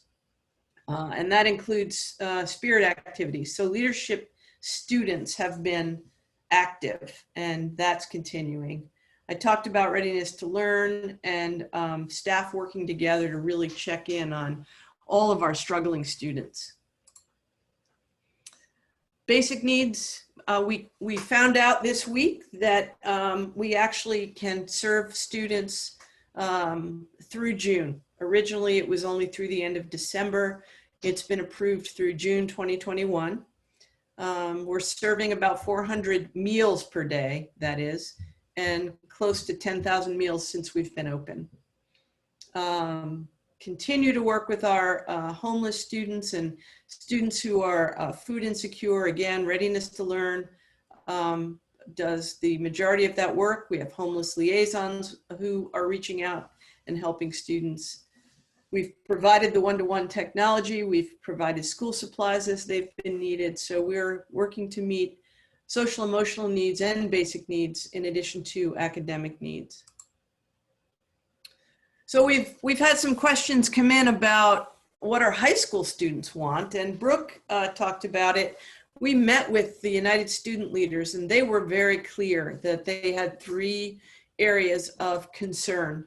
And it was equity and what we're doing around equity, what we're doing around climate change and how we can be leaders in that and teach the science around climate change. And again, how we can help our students through the COVID pandemic. ASB also polled students to find out, you know, what are you wanting to work on specifically, and you know, what do you want to do in terms of school spirit? And this is what they came up with. They're really focused on equity and climate change. Not so focused on homecoming. They really are wanting to connect with peers and give voice around equity issues. So our kids are pretty focused right now. So what are we doing? Again, we started our plan. We told the board back in August when we met that we would start our kindergartners, and we did. They've been in school since the 14th of September. They were going 2 hours twice a week, and we're moving that to 4 hours twice a week on Monday. We have special needs students in. They're in from anywhere to 2 to 4 days a week and 4 hours maximum per session. We are providing transportation, so students are have the option to be picked up to arrive at 9 a.m. and then they go home at 1. Most people are driving their students, understandably, but the option for transportation is there. And SWAP, which you heard about last time we met, those students come in as appropriate, whether it's to the garden or to meet with their mentor teacher or whatever that need may be. We have safety protocols in place. Everybody's wearing masks. Everybody's engaging in hygiene and distancing. So we obviously want to prepare for our next steps. We have metrics. Here are the order of operations for how we're going to move forward. We have some struggling students. We think we have about 150 all told. Principals are working with teachers to identify each and every student who is really struggling. So we'd like to bring them in on a hybrid basis. The next would be K4 to hybrid, then 5-6, 7-12. And there are many people who want to continue at 100% distance model, so that would be maintained as well. So this is the order of how we would do things. So how are we going to get there? Now, when we opened, we explained the metrics. We're still using the same metrics. That's still what's in place by the Department of Health. Low would be less than 25 per 100,000 in a 2-week period. Modified in-person learning, that's like what we're doing in kindergarten. And some sports are extracurriculars. So those things are happening for us now. Moderate remote learning recommended, some modified in-person learning for younger grades and high need students. This says no sports or extracurricular. So that's the mid-range. Now this changed because WIAA changed that. So we are able to do some sports depending on the group size during the moderate range. And then of course, high range is almost entirely remote and very limited in person.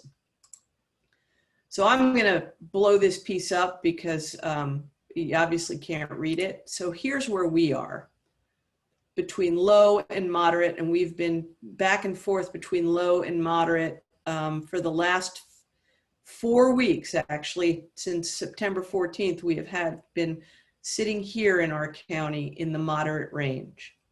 And we'll go through that. But basically, expanding the in-person, oops, sorry about that. Sorry. Okay, so expanding our learning for in-person at the elementary level and considering that for the upper and middle as if the transmission is limited. That's been our plan from day one. That's what the plan was that the board actually approved in terms of how we would respond. So we're at the moderate level now and have been for the last 4 weeks. Had questions about this though. You know, in South Whidbey, south of Coopville, there's very low cases. That's true, but we are in Island County and we have to respond to the Island County Department of Health, just like our counterparts in the other districts, which we are doing. We're currently surrounded by higher cases, including Snohomish, which is back up at 71 per 100,000. This is what we get every Wednesday morning. I'm on a call with Island County Public Health. And so every Wednesday morning, we see this trend line and we get the average that we are in. So they do it over the 4-week period, which is 28.59. The last 2-week block, 25.94. So we're in the moderate range. And as you can see, we have been. This, I won't spend a lot of time on. You've seen this metric. This is where we started with our soft start. We moved up to this on September 14th. We brought in face-to-face with kindergartners and many special needs students. We'd like to get to this level where we move along on our order of operations. Obviously, we're hoping to get to phase 4, but you know that the counties are all stopped in their current place statewide. So we are at a modified phase 3, and we have some rules around that. And then obviously what we're all hoping to do is get back to 100% face-to-face learning. That is our goal. What happens if we have a case? We had a situation at the high school in one of our special ed programs where we had teachers who were ill. It was not COVID, but they were ill. So we shut the class down. We had a student who was exposed at home that would not have shut the class down. because the student would be quarantined because they had been exposed to a family member. What actually shut the program down was we had 2 ill teachers. So we were unable to continue because we were not sure what their illness was. Now, this is a pretty significant concern, right? Teachers are ill, they have COVID-like symptoms, they get tested, we have to wait several days for test results, and they still had symptoms even though it was negative. So we kept them out, and we weren't sure if there was exposure. So students stayed home for 14 days. They're now back in school. So, of course, our goal is to be COVID-free. Everybody's goal is to be COVID-free. It's kind of unreasonable to think that we will stay completely COVID-free. We know that cases will occur. We have a response plan. We have protocol to avoid COVID, but it's not reasonable to think we won't have any cases. We know they'll occur. It's how we respond to them. People are doing this now. They're wearing masks. Our kindergartners are wearing masks. We're maintaining distance. Lots of reminders, I think, with the little ones, but they're doing it. No crowds, hand hygiene, sanitize. These health attestations, they're not easy to remember to do, but we're trying to make it easy, but they have to be done. It's a rule, and it's important because that's how you keep sick people from being in school. And we have created cohorts. This will not be as easy as we get into the upper grades. Obviously, kids take classes with different populations. So if there is a case in school, we do have a plan. We work with the health department. I worked with them on the case we didn't have, but they understood why we were doing what we were doing. And so this is all laid out in here. So every teacher has seen this. It's up on our website. It makes it really clear. 100.4 fever. These are the symptoms, right? We know them probably all by heart. Cough, shortness of breath, chills, and so on and so forth. No symptoms, no diagnosis, no close contact with anyone ill. We can go to school. Green light. And then there are other situations, 1 or more symptoms. No symptoms, but you tested positive. These are when you cannot go to school. This is for students and for staff. So once again, principals are going over this again with staff to reassure everyone that we have a plan. And if something happens, what do we do? What's the protocol? Once again, we're doing the wellness check. The school nurses know exactly what to do. They've been in contact with the health department. We have a plan if we have a positive case. Again, we don't want a positive case, but we have a plan if we have a suspected case or a positive case. In addition, we have cleaning protocols. And I'm going to ask Dan to speak up on this one because we've gotten some people who have asked us questions about, well, you know, how do you lay off custodians when cleaning is such a critical issue? So Dan, let's talk about what it is that we've done to ensure that we're okay.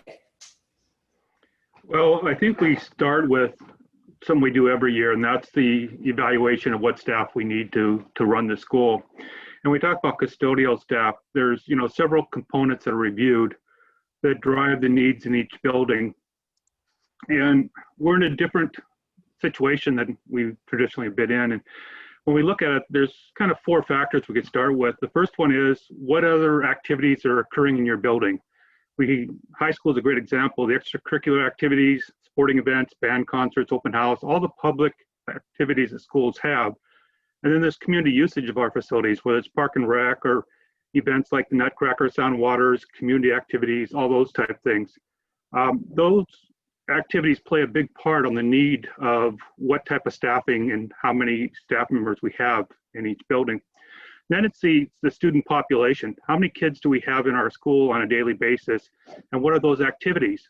In a traditional year, we have, you know, 1,250 kids that eat breakfast and lunch every day, or at least lunch, maybe not breakfast. But requires staff to clean up after that and take care of that. So when we looked at the staffing needs, these are the things that we had really discussed in detail. And one thing we knew going in, the WIA had told us that there would be no athletic competition until January. They now have opened it a little bit to allow some practicing, but still no events. You're not going to see a basketball game going on or a football game or those types of things. Community usage for our facilities is also following the same guidelines as our WIA. So you're not seeing these big events in the high school that you normally would see this time of the year.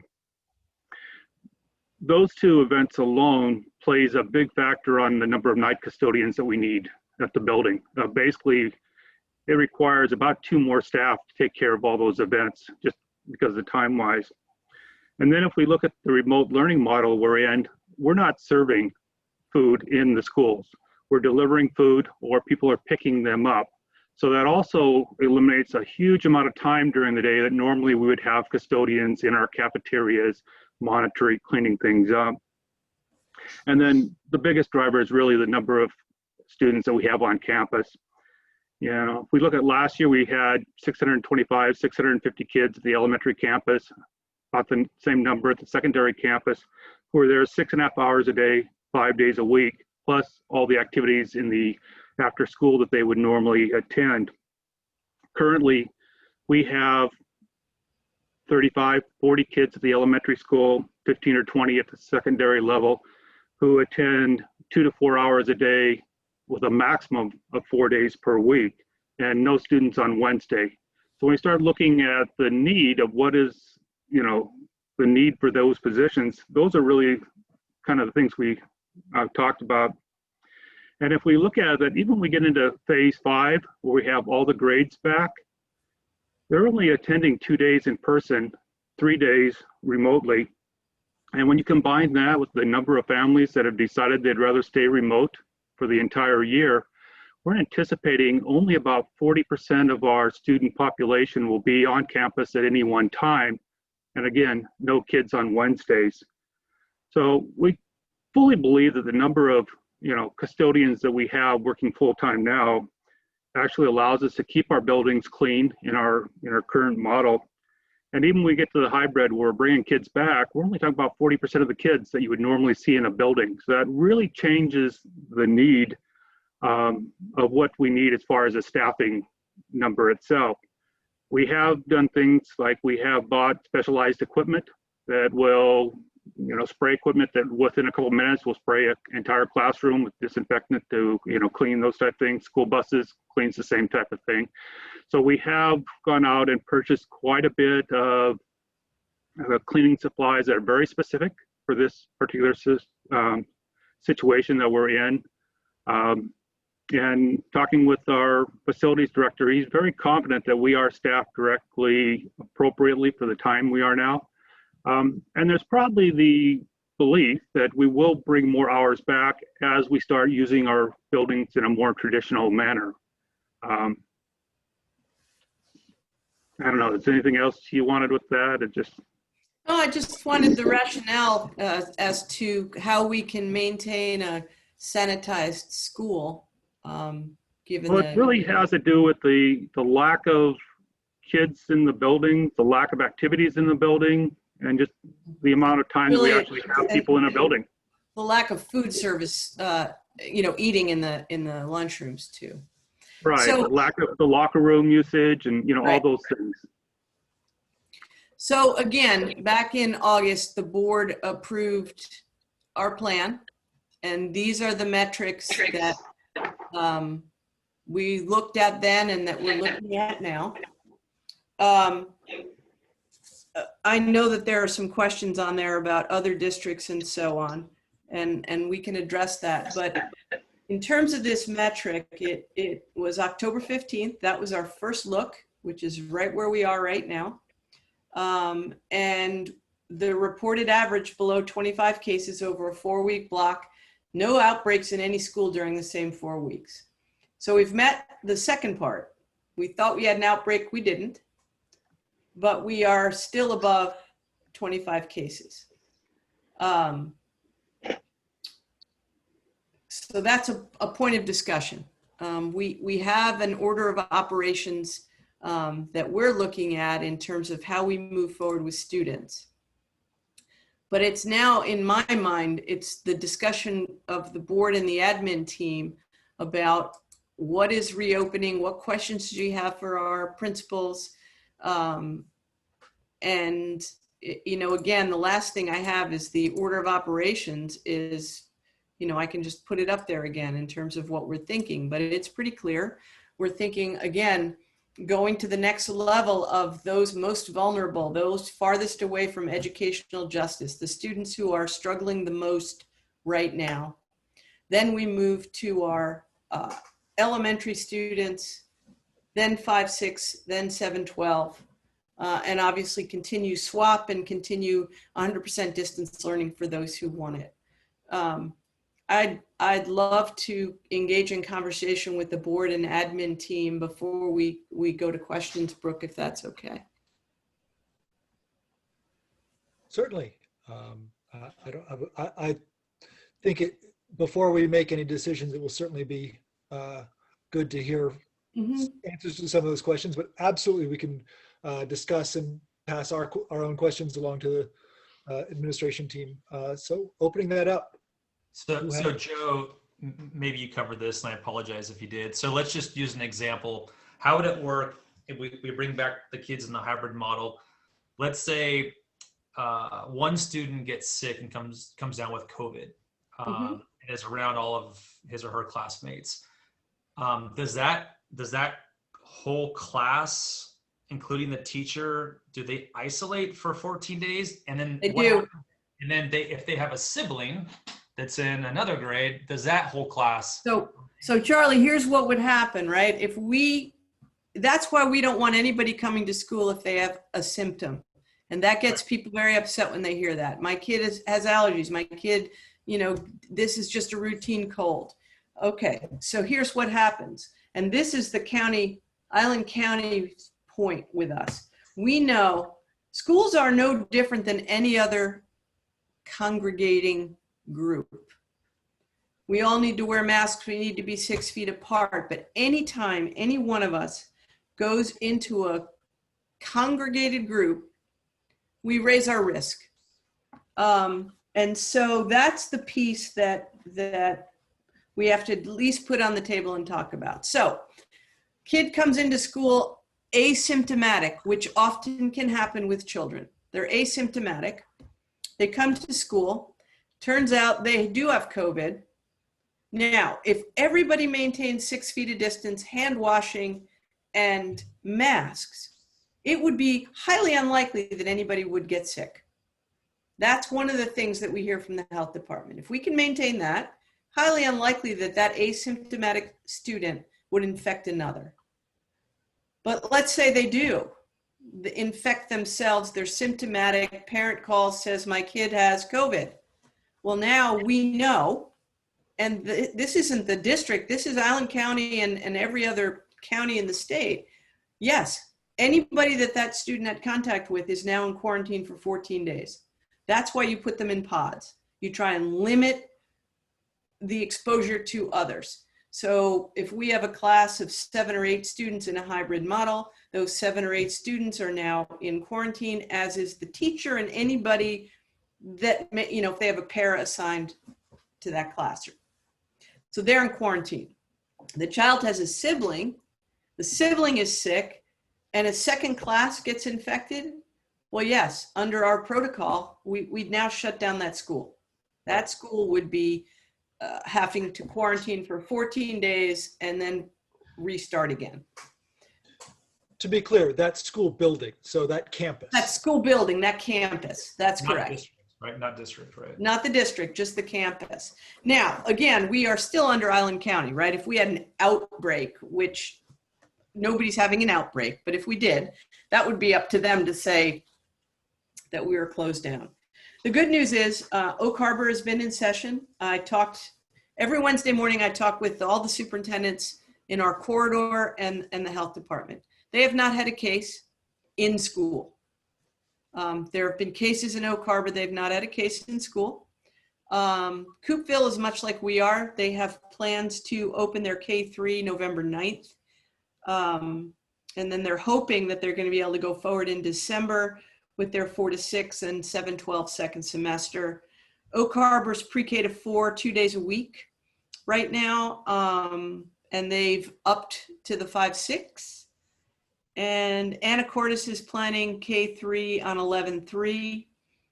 Stanwood just brought K3 in. They have 12 in a pod at that level.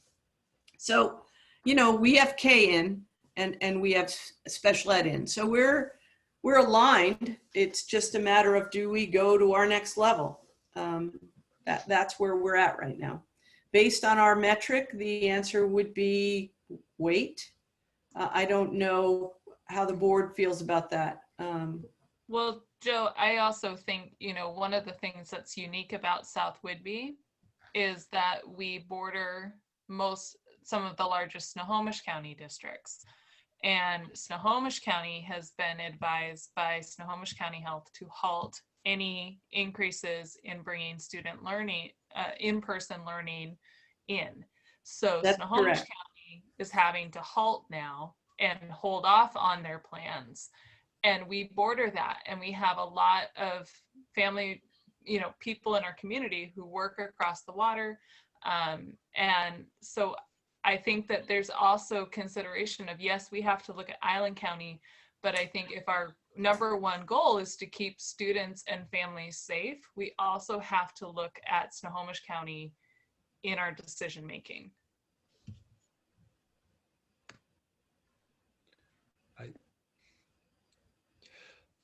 I absolutely agree with all of that. I did have an additional question. The health attestations, are they the responsibility of the parents? Are there paras or nurses who are asking at the door? Is it a combination of both? So we know that Americans tend to go to work sick, go to school sick. Is this something where a parent can say that their student is healthy and that's the attestation? So, well, Susie, why don't you get ready to answer that question? But essentially, Brooke, anybody can, you know, can sort of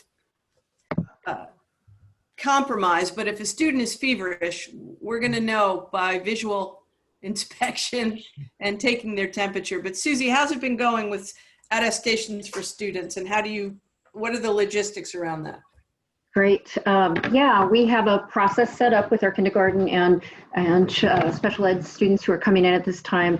We're working with families. Some of our families really struggle to complete the online process, so we've provided hard copies of those attestations. For children who come in on the bus, we're having them provide those attestation forms to our paraeducator staff. If a child does not have that, we bring that child in, make a call to the parent, take a temperature. We've started with our staff going with our online process on Skyward. So it takes a minute for a staff member in the morning to go in. We're getting folks trained on that. And soon we'll be moving to that online option for families as well. So we'll have both options for families, and so far so good. We've got our processes in place for now, and we've already planned ahead for how that will work when we are able to move to hybrid. Thank you. You're welcome.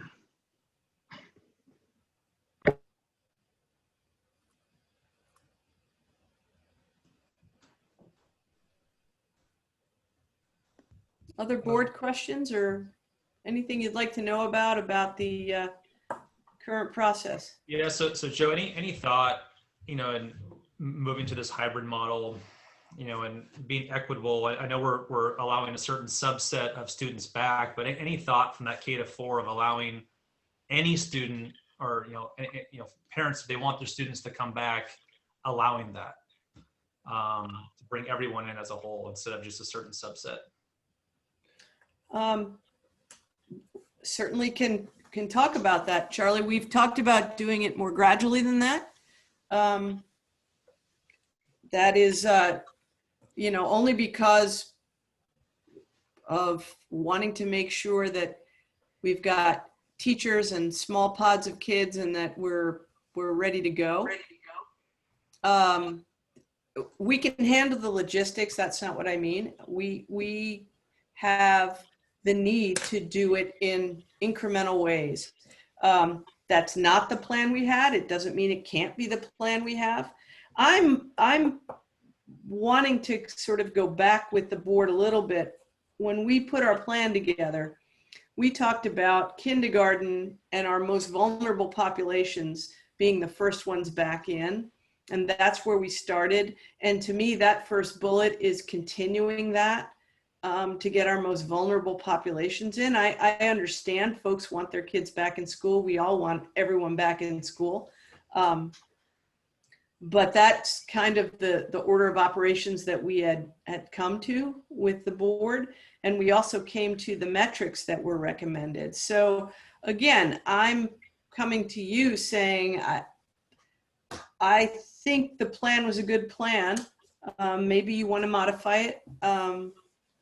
It certainly meets the county requirements, but I hear the folks saying, how can other districts be doing this and you're not doing this? I hear that. So,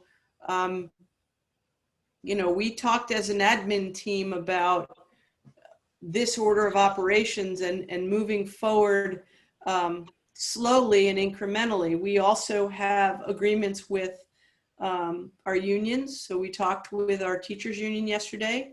They're very comfortable with this order of operations and doing it on a gradual incremental basis. We have, as you approved at the last meeting, a memorandum of understanding.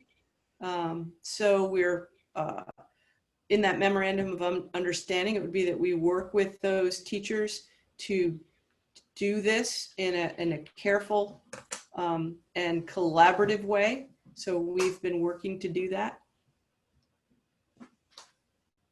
I have a question for principals. How are your teachers feeling? Like, where are they on the spectrum of their comfort level now with what they're doing and moving forward into this next phase? And what do they see happening with kids in terms of the stresses that I think all of us, speaking from a parent perspective, are seeing our kids struggle? And we're seeing where they're, you know, having positive moments in the parts where they're like, oh God, this is boring. Where are your teachers at? What are they seeing and observing and feeling? I go first. Hi, Ann. Good Hi. evening. Good evening, everybody. First of all, I think it's really important. I think I shared this with the board before, but you know, our first focus obviously was to get up and running with the remote approach, and that is a total change, obviously, for our whole system and for our teachers. But what our first focus and priority really is those students at risk. Right now at the high school, we've identified at least 75, and the list is slowly growing, of students who have been highly impacted by this. And we're kind of using a three-prong approach. We're looking out for students who are academically impacted, socially, emotionally impacted, environmentally impacted. And what our staff is really doing a great job of is identifying those students, connecting with those students. We're using first-tier interventions with those students who are struggling. We're reaching out our tier 2, tier 3 approaches with, you know, connecting families, not only students, but families with you know, resources in our community. Our teachers, I'm seeing about probably, we have about 75% of our teachers show up every day at some time throughout the school. They're really highly concerned about our kids. And again, I go back to that three-prong approach, and we're just starting to really look at the academic piece about the student performance. We're pleased with the attendance. The engagement is way up, obviously, from last spring. I think our teachers will agree that they really feel like we're getting into a rhythm finally with this remote approach.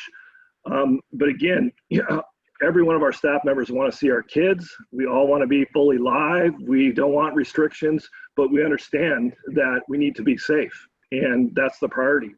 So, you know, again, Joe kind of talked a little bit about it, is we are having kids coming in, scheduling, you know, individual students to talk with counselors, to talk with advocates. Again, our McKinney, it can be It could be our special ed students, our life skills students, our 504 students, our general ed students. Patty Maddox, who does a great job with our McKinney-Bennett homeless students, is having students come in. So we're identifying those students that are impacted. Our staff is doing a great job. We talk about it, this morning. Coincidentally, we had a 2-hour staff training on equity, about curriculum and what we're doing in our classes, but also we talk about student support. And so again, we miss our kids. We want to be safe, but it's good that we can start bringing those highly impacted kids that we recognize in. Thanks, John. Middle school, you're going to hear a lot of the same things, so I'll be brief, but I'm not going to speak for my teachers, but I will say that in our discussions, I'll point out, I think, one common thread, which I think is the idea of consistency. And I think we all agree on how important that is. And so the reason this whole topic is so complex and hard to talk about is because there are so many variables that go with it that are totally out of our control, right? So of course, every teacher wants all of the kids back, and we want to see them. We want to have the energy in the hallways. We know that face-to-face instruction is far better than the 2D virtual. But we also understand that there are those variables out there that are outside of our control. So we're trying to provide something that is consistent for the kids. And when we do go hybrid, and if something takes place and we have to go back to online, we're not causing just this complete chaos and disruption going back and forth, which is far more detrimental to our kids than what's taking place now. And I would argue that with anyone, to be honest. So our teachers are doing a phenomenal job. And I think that the majority of our community, we've done a survey, and we've gotten about half of our student population, as far as families, results back. And I would say that there is a majority out there that they're not loving it, but they're understanding that we live in a time that is difficult, and we're doing the best we can. Yeah, it's not ideal, but we're doing an adequate and positive, and to be honest, a much better job. I have a lot of friends in other districts that are struggling far more than we are. Anyway, sorry, that was long-winded. I'm just really proud of the work that my teachers are doing, and all of the staff. They're rock stars in my mind. So Thanks, James. I'm not going to have anyone put them down. I'll just respond really briefly. And I had the opportunity to meet with our building leadership team today, which is teachers from each grade level. And while, as all have said, we do want to bring our kids back, our teachers are there. They want to be cautious. They want to go slowly. They want to wait and see what these, the processes. We've learned a lot from our kindergarten program, and it was slow and steady, small groups, taking some time to get those procedures in place. We can plan every procedure in the world, but until you actually have children in front of you and you're walking through, what does it look like to move through the hallway? Where do we do lunch with our kids? How do we do recess? All those pieces. It's not something we're just going to flip a switch and bring back 150 kids. It's going to take time, and we are in that work. We are in that planning process. And our teachers are phenomenal. I can't say enough about the work that they're doing, and our families are phenomenal. And I know we all want the same thing, but we have to be smart about how we go about it. Thanks, Susie. I just want to interject here. There was a question. Is anyone going to read the comments or questions in the Q&A? Anyone going to answer them? And yes, we will. Dr. Moshe requested that we address board questions and comments first, and I'm absolutely fine with that. Once we're done with board questions and comments, we'll move on to community questions and comments. And I am not handpicking those comments or questions. All of them will be read by someone.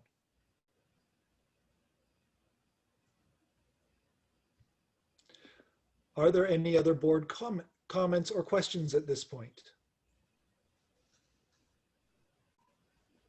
Yeah, Joe. So you mentioned, I think the last board meeting, that for the high schoolers and middle schoolers, the possibility of bringing them back in January.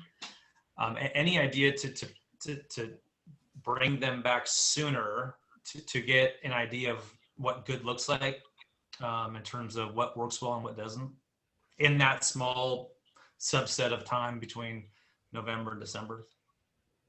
Well, James and John and I have done a lot of talking about that. And the caveat that makes, and I'll let them speak for themselves, but the caveat that makes that difficult is that students are in a set of classes right now, and they all switch to a different class in January. Right. And so do we wait until the second semester? Most districts are waiting for their secondary kids for second semester at this point because of that. And we're kind of in that same boat, but you know, John and James can certainly speak to what the logistics of that would be. Let me unmute here. Great question, Charlie. I think what we first have to realize too is we got this great gift, and I appreciate the board. The 2 weeks off start really set the stage for 100% remote approach for all of us.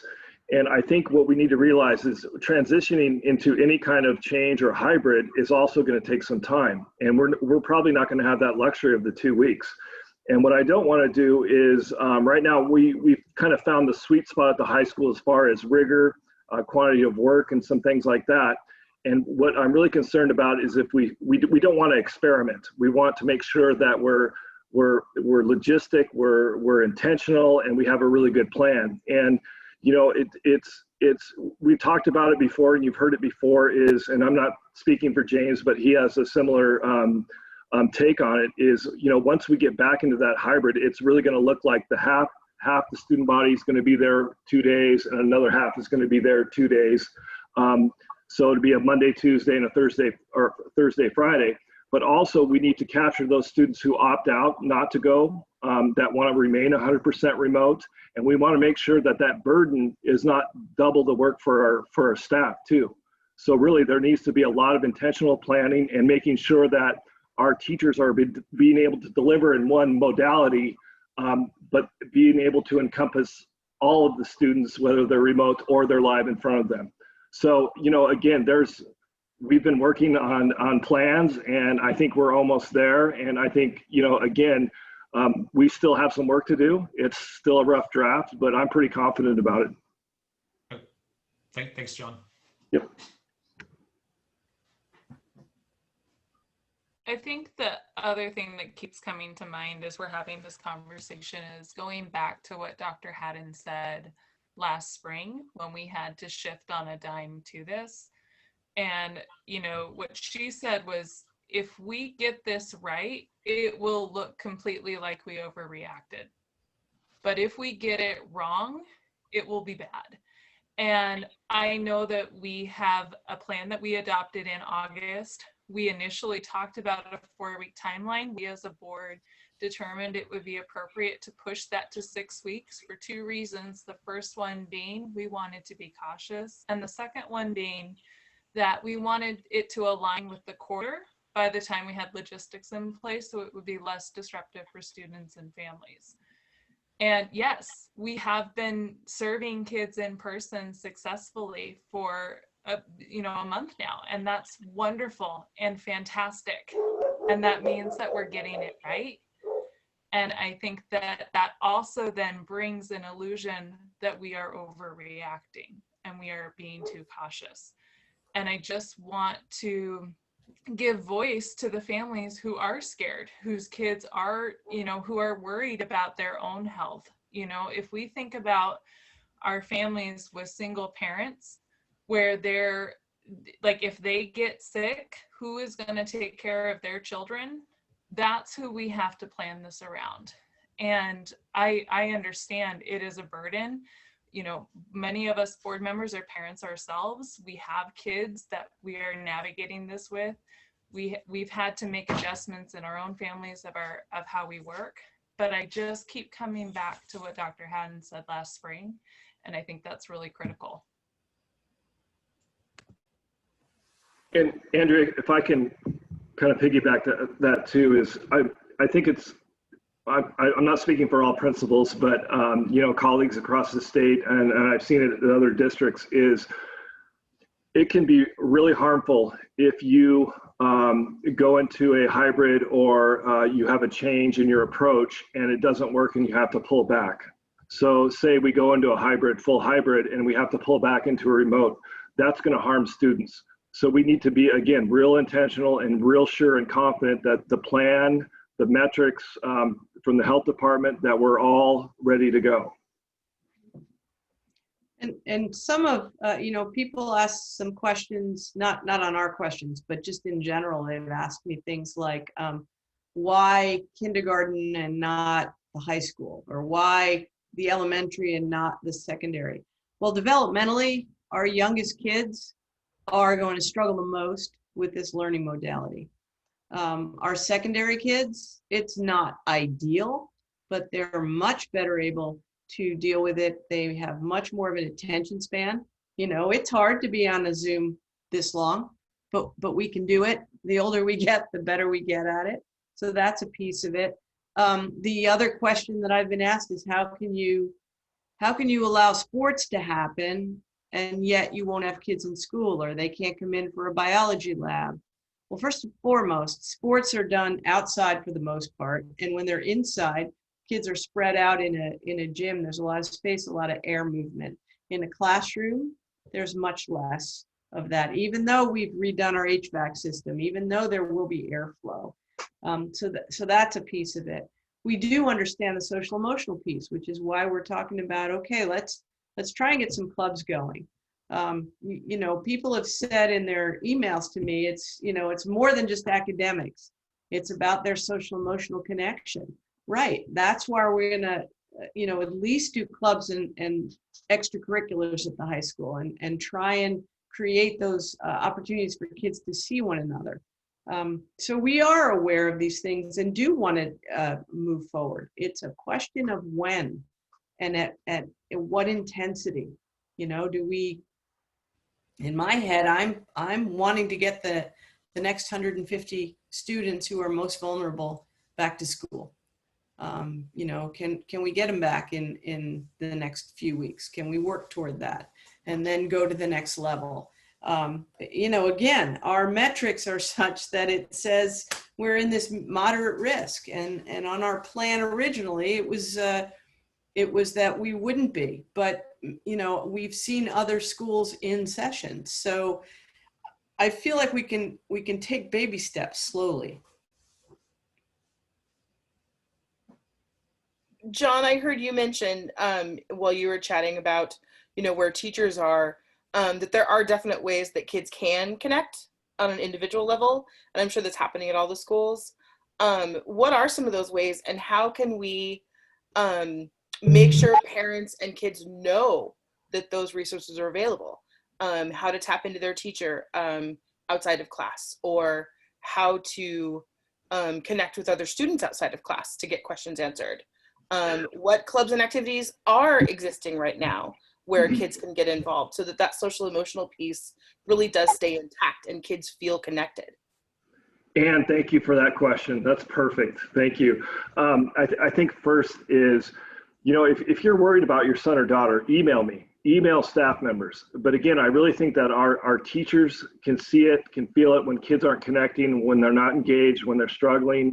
Again, our student support team, we have 15 staff members that are reaching out one-on-one with families, et cetera. The good news too, Ann, is that, again, our primary focus was for our students and our families in crisis.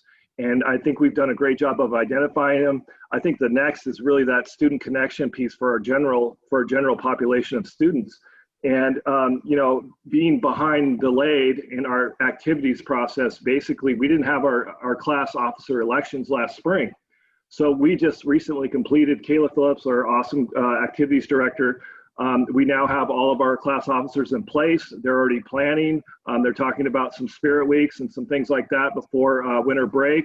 And again, I think with the you know, kind of the opening up of the athletics, and with the clubs, we're also having a club fair coming up for all students. And we might even have the opportunity for small groups of clubs meeting live, whether outside or in different creative places.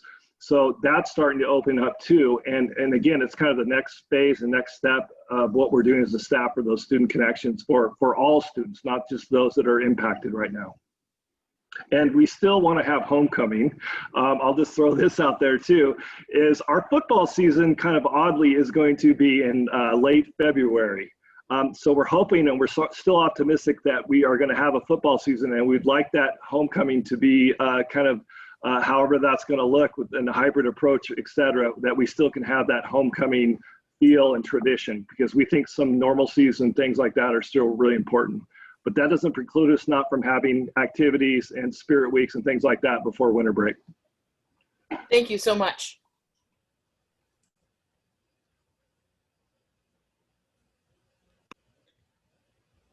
I had a bit of a tangential question that I was saving for last before we got to the community Q&A. And that was just, I've heard from some folks in the community that they have been told that teachers at the 5-6 level are saying that they aren't allowed to teach on Zoom.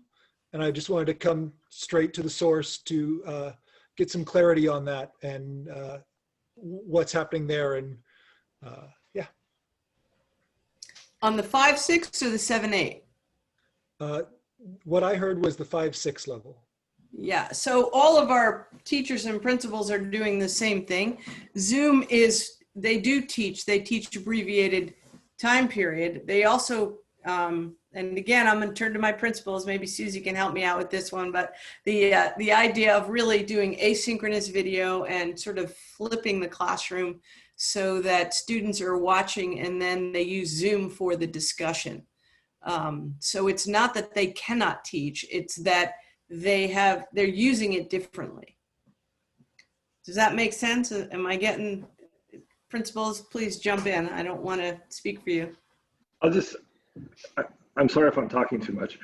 So at the high school level, you know, a typical class is going to look like you know, we heard loud and clear from the parents and students last spring that there was death by Zoom. And we wanted to make sure that really Zoom needs to be a connection tool. It's an instruction tool, but also primarily a connection tool. So we limited our all class instruction delivery by our teachers to a half hour. And there's 25 minutes after that where teachers can still continue using Zoom in breakout groups, intervention, office hours, things of that nature. But really, it's kind of like the traditional approach. It's really teacher dependent. We have some teachers that use the flipped classroom model, might give an assignment the night before, maybe a reading, and the next day they would have a discussion for that half hour all class discussion.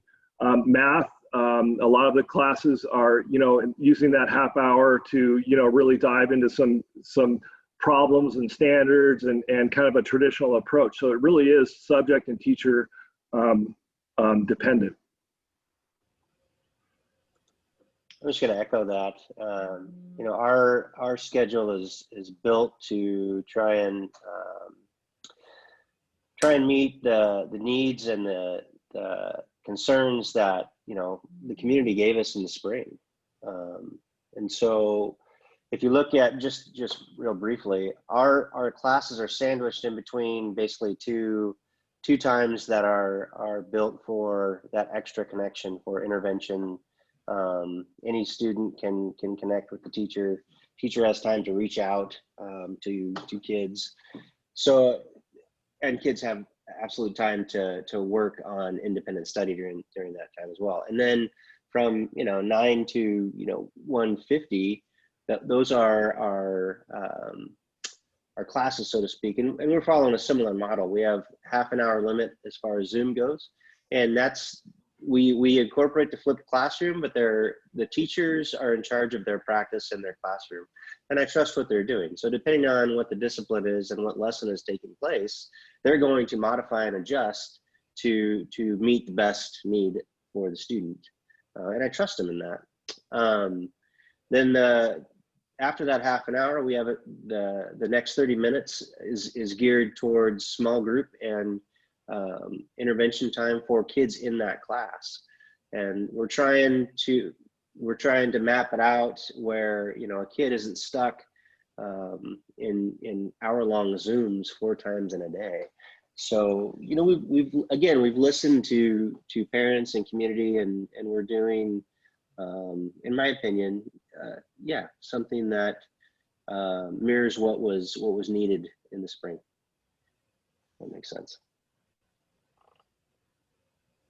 Oh, last thing, communication is key. We've had a lot of parents communicate, and I just, from the bottom of my heart, say thank you.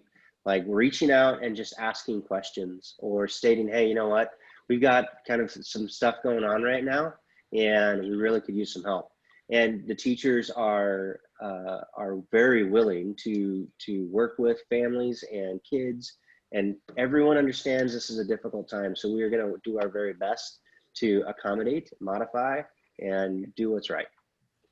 So, Ms. Richards, do you have anything to add? I just echo what my colleagues have said, that we're working to be developmentally appropriate and to provide a balance of academics and that critical social. I love going, I've been going to a number of Zoom meetings this week, and, you know, watching the read alouds, watching the fun Fridays, watching the incredible reading instruction that's happening. So yeah, it looks different at each grade level, but right where it should be in terms of that developmentally appropriate instruction. Thank you. The asynchronous lesson Zoom or synchronous discussion is something that my wife is doing up in Coopville at 5th grade also. So I just wanted to provide a question that provide an opportunity to get an answer for a question that had been asked to me. So thank you for those answers. Unless any of the other board members have questions, I'd like to get started on the community Q&A. Anne, Andrea, Charlie, anything? Yeah, so Joe, really quickly, if we do come back in the hybrid model, and there's obviously some families that do not want their children to come back, we'll just take 3rd grade, for example. Is there any look at having one teacher do the remote learning and the other one does in-class learning? Are we that far down the road in terms of preparation? And we are not that far down the road, Charlie. Those 2 scenarios are what we are talking about, but Susie's working with her teachers on that. You know, is it going to be a remote teacher and a swap teacher and a in-person teacher, or are you going to keep your caseload the way it is and offer a combination? Those conversations are in process right now, in anticipation of running our hybrid model. Okay, thanks, Joe. Anything else? Okay, I was going to suggest that I read the question so that whoever has the most appropriate answer can answer it, if that works for you, Dr. Moshe. Absolutely. So the first question is actually one that goes back to a previous topic, so I'm going to skip that and come back to it. So I'm going to start with the ones specifically on COVID and the return to school. One person asked, how about the teachers who send videos of others teaching their subjects and not teaching them themselves? And that may be. Teachers use all kinds of materials to teach students. They may use an asynchronous video that is another teacher teaching a lesson. That's perfectly appropriate. Next question was, kindergarten has approval to attend school more hours now. When do our older kids get back to in-person school? Look at South OB numbers. We should be in hybrid model. I can start by answering that we've got a process for this, and we're discussing whether we should alter that process right here and now. Mm-hmm. Anything else that you feel the need to add there? That is the question in a nutshell. So the next and one it's not a matter of if, it's a matter of when. Yes. Yes. Next question is, so sports are safe and allowed, but not any in-person learning for high schoolers because of numbers across the water and north of us. Well, that's not why. We explained why we're doing what we're doing and how we're doing. And it's not about just the numbers. It's about our plan to move forward with younger students first, and I think we've explained that. The next one is why only identified by teachers students first, coming back, I assume. It seems more equitable and simpler to just invite back by grade level band. And I can actually speak to some of this and say that that would actually be equal but not equitable. OSPI has stated to prioritize students furthest from educational justice. Thank you, Andrea, for that wording. And that's what selecting that group of students would do. It would provide a benefit to those who are furthest from that educational justice rather than a broader step forward for everyone. The next one is many other schools have started hybrid learning for more ages than just lower grades, even in phase 2 counties. Why can we not also start hybrid learning for older kids? They are suffering and greatly disengaged. I think we've addressed a lot of that. Yep. The next one is great news about food resources will continue, and great news that food resources will continue, and thanks for your hard work in these difficult times. Great, thank you. So my question is, you say you're going to, according to what Island County is telling you for reopening guidelines, I heard Oak Harbor doing in-person classes. Aren't they part of Island County? Yes, they absolutely are. And they are doing in-person classes, and so are we. They're doing it to a greater degree than we are, and we're moving toward that. The next one is, why is kindergarten the only one considered for some in-person learning and not other K through 4? Why are kids that are in high need for more reading, etc., not being brought in person for a short amount of time to work with specialists every week? So many kids would benefit from just a little in-person learning. The transition seems so slow if you're just lengthening K and not adding other grades at this point. Schools in Mukilteo are going back in person at the end of the month, and Oak Harbor has hybrid in-person learning as far as I know. We have lower numbers in our area, and we continue to say virtual and off campus. At what point does the community get to have input so we don't have our kids out of school for a year? There are cities with large numbers of cases that have been successful returning. And clearly we're working on getting larger numbers than just kindergarten in. I believe Andrea mentioned earlier that we also have other students other than kindergartners attending, with students with special education needs coming in. Yep. And Andrea, weren't you mentioning something about Snohomish County and Mukilteo being told to halt their plans to expand in-person learning? The Snohomish County Health Department on Monday asked all Snohomish County school districts to halt any plans to expand in-person learning. That's correct. And so I think it was Mr. Patton who said that we really want to avoid going forward and then having to step back because that would be incredibly disruptive. The next one, didn't the state update their decision tree for reopening recommendation on September 15th, encouraging moderate county districts to do K-6 hybrid? There's a link here. They did, and that's what I showed you tonight. It does say that. It's encouraged. That's correct. I had that slide up with that new information on the decision tree. The next one is, how and when will schools start to prepare the school to bring kids back? Have you already started that process? The answer is yes, we have started that process. We're working on, we've got a suggested order of operations that extends who we're bringing back immediately, and then the decision is when. The next one, but the locker rooms and athletic facilities are being used now, so how can one person maintain the sanitization of those areas and the entire school? So Paul, can you address that? Because I don't believe that's accurate.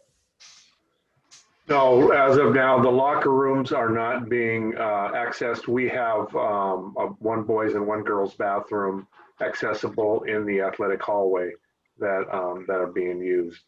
And the limitations are about pods of 10, so there's not large groups that are in there. But locker rooms are off. Thank you. Next one, it was improved for K-6 and 712 in small stages, larger blocks of groups, not 50 kindergartners for over a month now. Our kids are struggling. We're working on expanding those numbers. The question is just how we can do it safely for our students, our families, and our staff.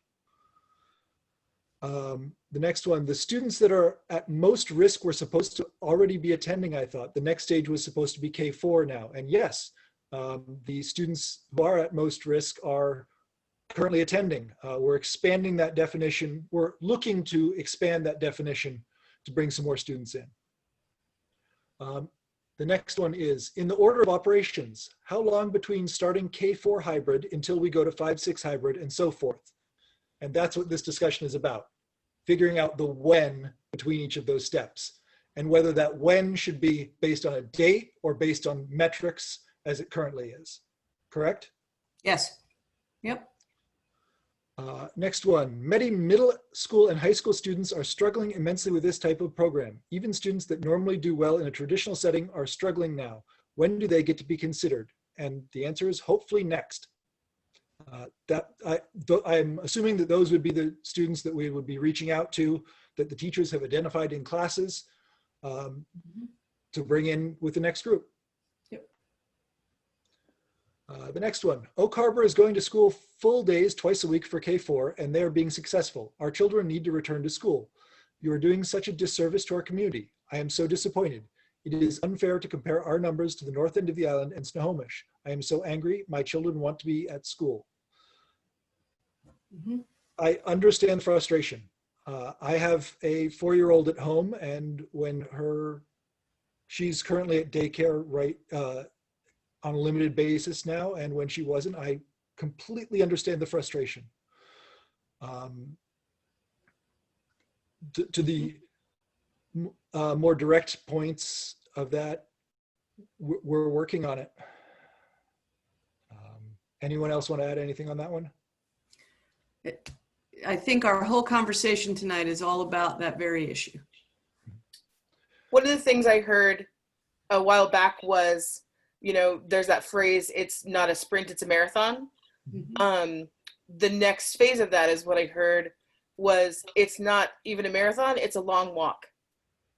And I think we're on that long walk, and we all have various burdens that we're carrying, and we're all looking out for our kids. And so I hear that anger, I hear that unfairness, I hear that frustration. We all have that somewhere in our bodies and in our heads. So thank you for sharing those things with us. I really appreciate that.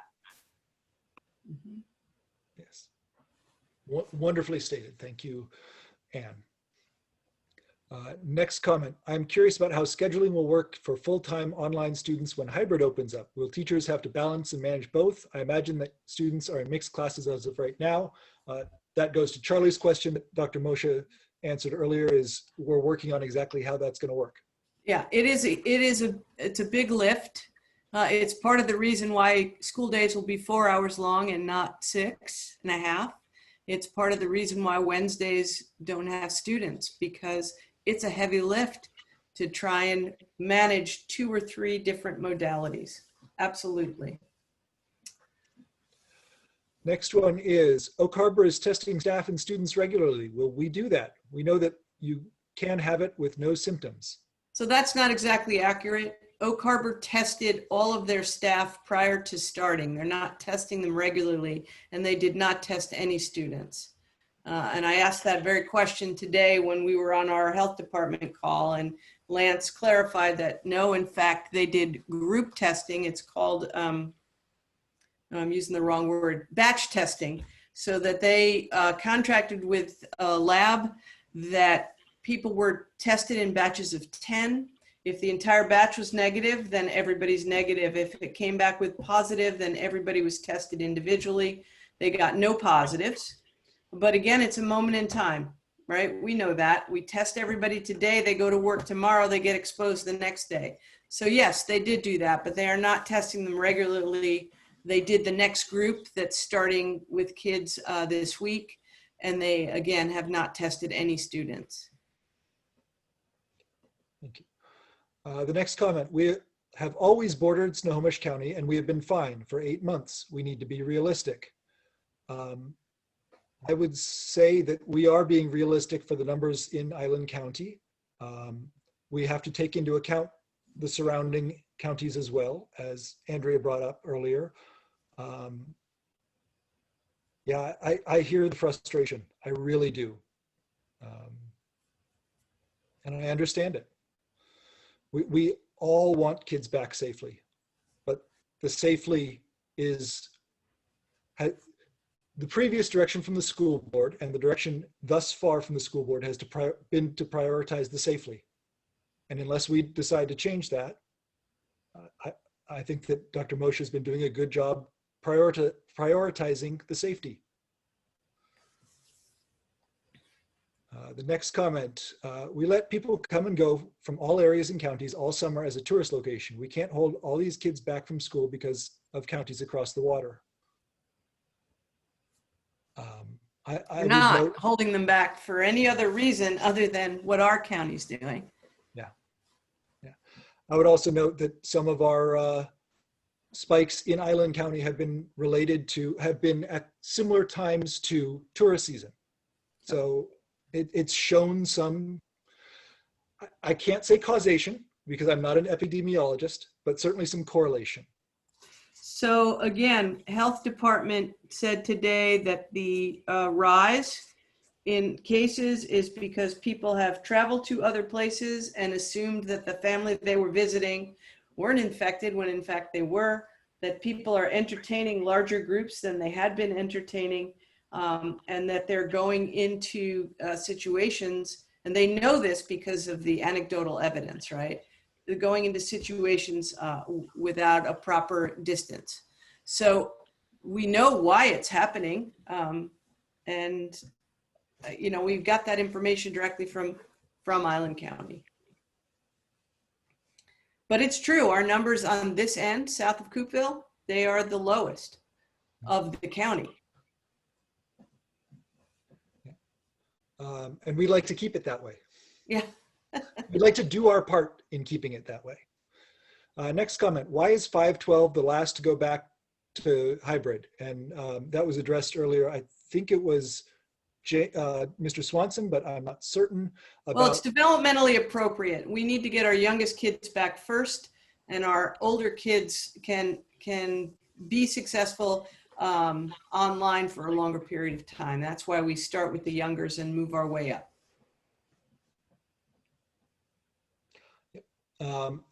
Next question, how many students are back in with kindergarten and special education? We have about 30 kindergartners, Susie, and about 25 special needs students, all told, right now. And we're anticipating going the next step with about 150 more students. The next one, I think comparing us to Snohomish is ridiculous. That makes zero sense. We need to move forward. I hear about so many parents that struggle to educate their children and that their relationships are changing. I would note that we're only acknowledging that we are part of a greater area. We're still comparing ourselves to the Island County numbers. Relationships are absolutely changing during this time. It's going to be a greater societal problem as well as one within our district and our community. Next question. And please, if any of the administrators or any of the other board members want to speak up, please just do. I've got the questions window open, so I can't see if you're about to say anything, so please just speak over me.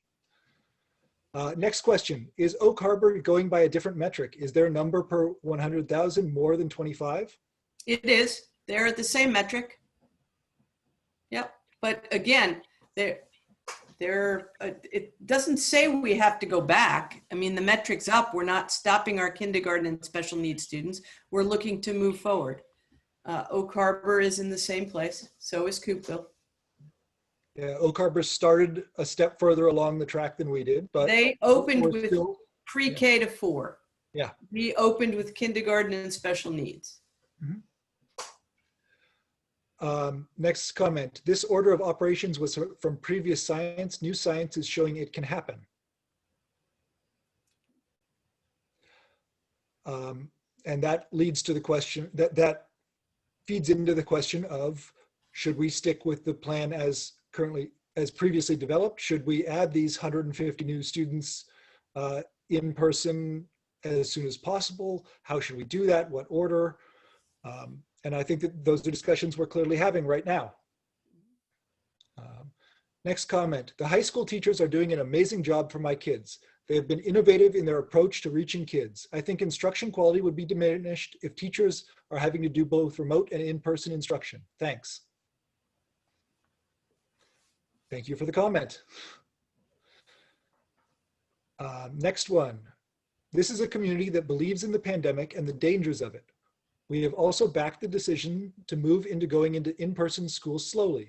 We are telling you that our kids are not doing well, and it may look good in a PowerPoint, but is not working as well as if you start bringing them back slowly in person. This is going to go on for a long time. We are a small community that should be able to figure this out in increments that are planned safely and make sense. I agree, 100%. Yep, I absolutely agree also. I think that that's what we're working on right now. Next comment. We aren't flipping a switch. We have been doing the kindergarten and the special needs kids for a month without any cases, no cases for 30 days with in-person hybrid instruction. That is pretty remarkable in my opinion. Mm-hmm. I think that speaks to the processes and procedures that we've put into place, and the decision will be how we can, when we feel it is safe, to expand those, I think. Next one, everyone will have at-home options, so those people will keep that piece. Yes. Some of these are very simple. It's nice to be able to say yes or no, but we're happy to engage with all the comments that come in, and we appreciate the feedback, particularly the constructive feedback, but we understand the frustration as well. The holidays are coming, families will be gathering. We should wait until the semester so there will be time after the holidays to quarantine and see what is happening with the winter months. That's certainly one way to look at it. I am sympathetic to that view as well as sympathetic to those who want to get their children back in school right now. It's always going to be a balance. Yeah. Next comment. Can't we move forward? No cases, move forward. Every district but ours is doing full days of class. Well, that's not entirely accurate. They're not doing full days, they're doing hybrid, and it's not every district. There actually is a map, if you go to OSPI, as to what districts are doing what at what level. That was updated today. So folks can look at that if they're interested. As we move with this, more and more kids are becoming at risk. The at-risk population is growing daily. Suicide and abuse rates are growing. There are so many facets. Mm-hmm. Yes. Yeah. Can I jump in real, Brooke, can I jump in real quick? I think it's important too, the board knows that we have a group in our district that works the forefront training through University of Washington. We're in the 4th year of suicide prevention training. And our first training this year was last Monday. And a staggering figure that really stood out to us is 3 out of 5 students right now, our high school student age, are feeling anxiety. And that is 60% of our students, and that's statewide. So yes, there is a group in our district and around the state working on those very issues. And again, it's research-based on our approach and our interventions with our staff. So we're fully aware of those concerns. So follow up on that, are there crisis numbers and places for resources for families and kids posted anywhere on the district website? Yes, and also, we can send it out again, as we've been sending out, we've had a couple times sending out our student support list of our staff members who do specific jobs depending on what the crisis or the issues are. But that's a good reminder, let's send it out again. It's also on our website too. Perfect, thank you. Yep. Next comment. As a parent of a high schooler, thank you, Mr. Patton, for jumping in there, by the way. Next comment. As a parent of a high schooler, I want to say I'm really impressed with the teachers' adaptability and how much engagement and care teachers have been given to making the best of this and truly thriving. Thank you for your hard work. I think, again, I'm talking too much. I know it's late, but also a big shout out to students and staff, but also we need to thank our parents. Our parents have been incredible. They have been very supportive, and the work that they're doing, I think they need to be recognized. I mean, they're huge partners in the success that we're getting. Absolutely. Thank you for that, Mr. Patton. I couldn't agree more. The way the community as a whole has come together while still remaining apart says a whole lot about South Whitby and about how wonderful this community is. Next question, what is the instruction expected at the 5-6 level? That was not answered. I think this was in regards to my question from the community about Zoom lessons versus asynchronous lessons. Yeah, I thought we answered that. Perhaps if the person who put that in could get a little more specific in a later question, I will come back. Just so that you're aware, Jeff was unable to be here. He is the 5-6 principal. We know that we are all aligned and doing the same thing. We have, teachers using Zoom for a limited period of time, and they're doing breakout rooms and instruction in similar ways. So not sure what else is being asked, but I would suggest that the individual call Jeff or email Jeff, and he'll be able to answer directly if there are concerns. And that goes for any principal. If parents have concerns about what's happening, they should be contacting their principal directly. And if the teacher can't address it. Yeah. Right, of course. Start with the teacher. Absolutely, Brooke. Thank you for chain of command. But start with the teacher, and then if you're not getting your question answered, then move on to the principal. Absolutely. Yep. You drummed that into my head real early on, Dr. Moshe. I appreciate it. Next comment. We need 100 Susie Richards. She's awesome. I agree.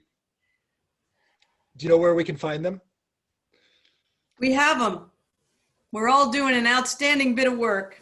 And Susie is, she is an outstanding administrator.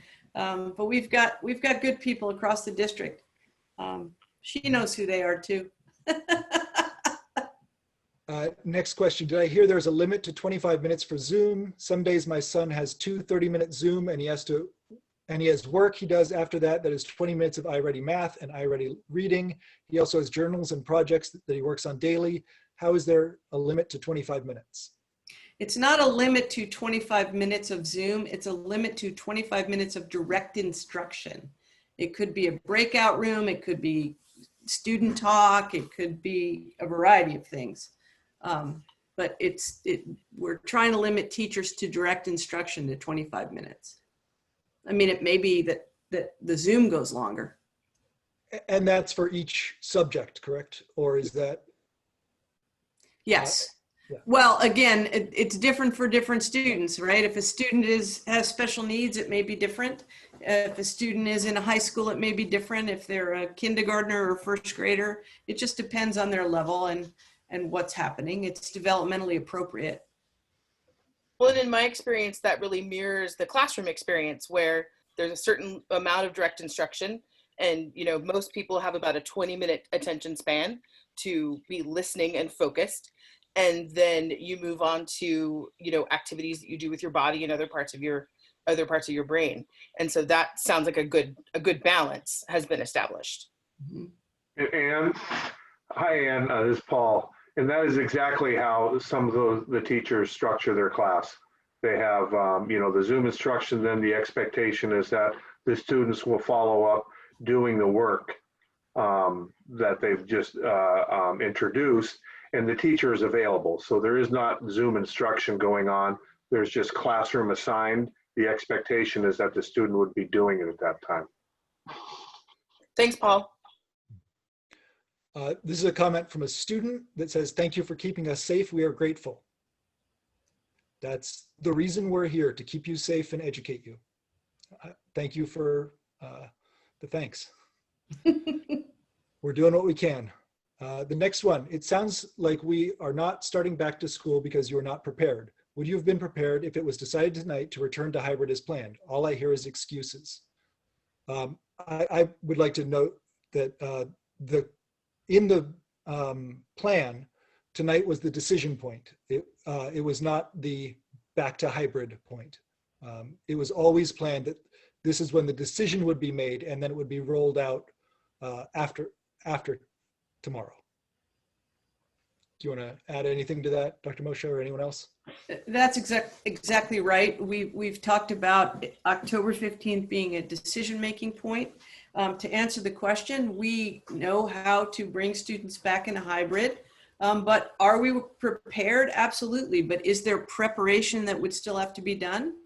We have to put students on bus runs. We have to make sure that they're assigned to an appropriate class. You heard us talking about, is one teacher going to do the remote and one person going to do the in-person?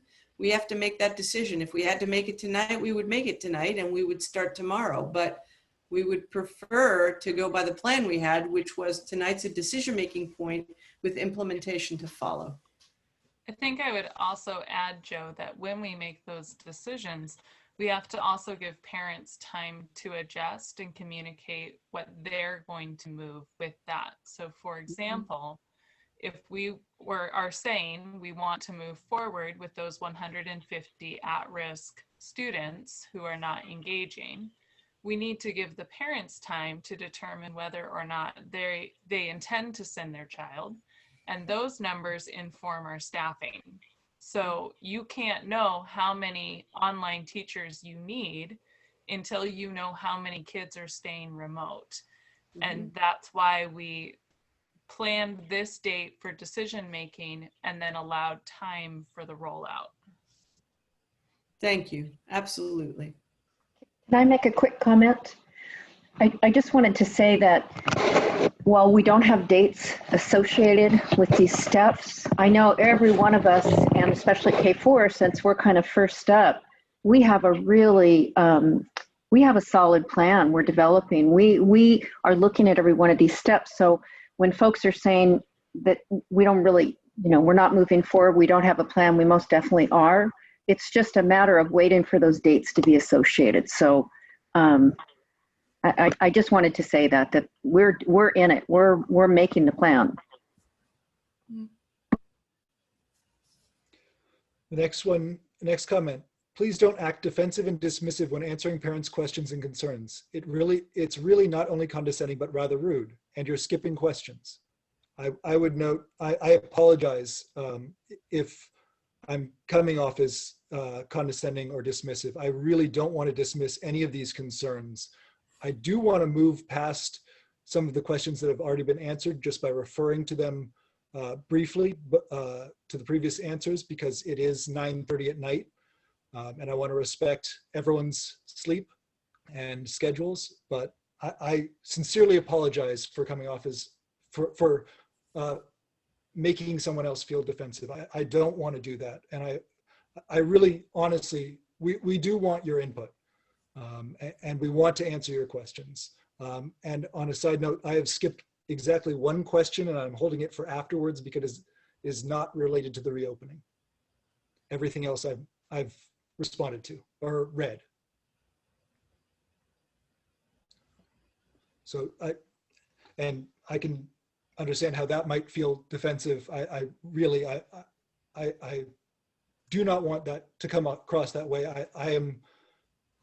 I don't see it as my perspective to defend the school district. I'm hoping that we can take this opportunity to educate each other, us educating the community on what you're doing and on what we're doing, and you guys educating us on how it's working for you. Yeah.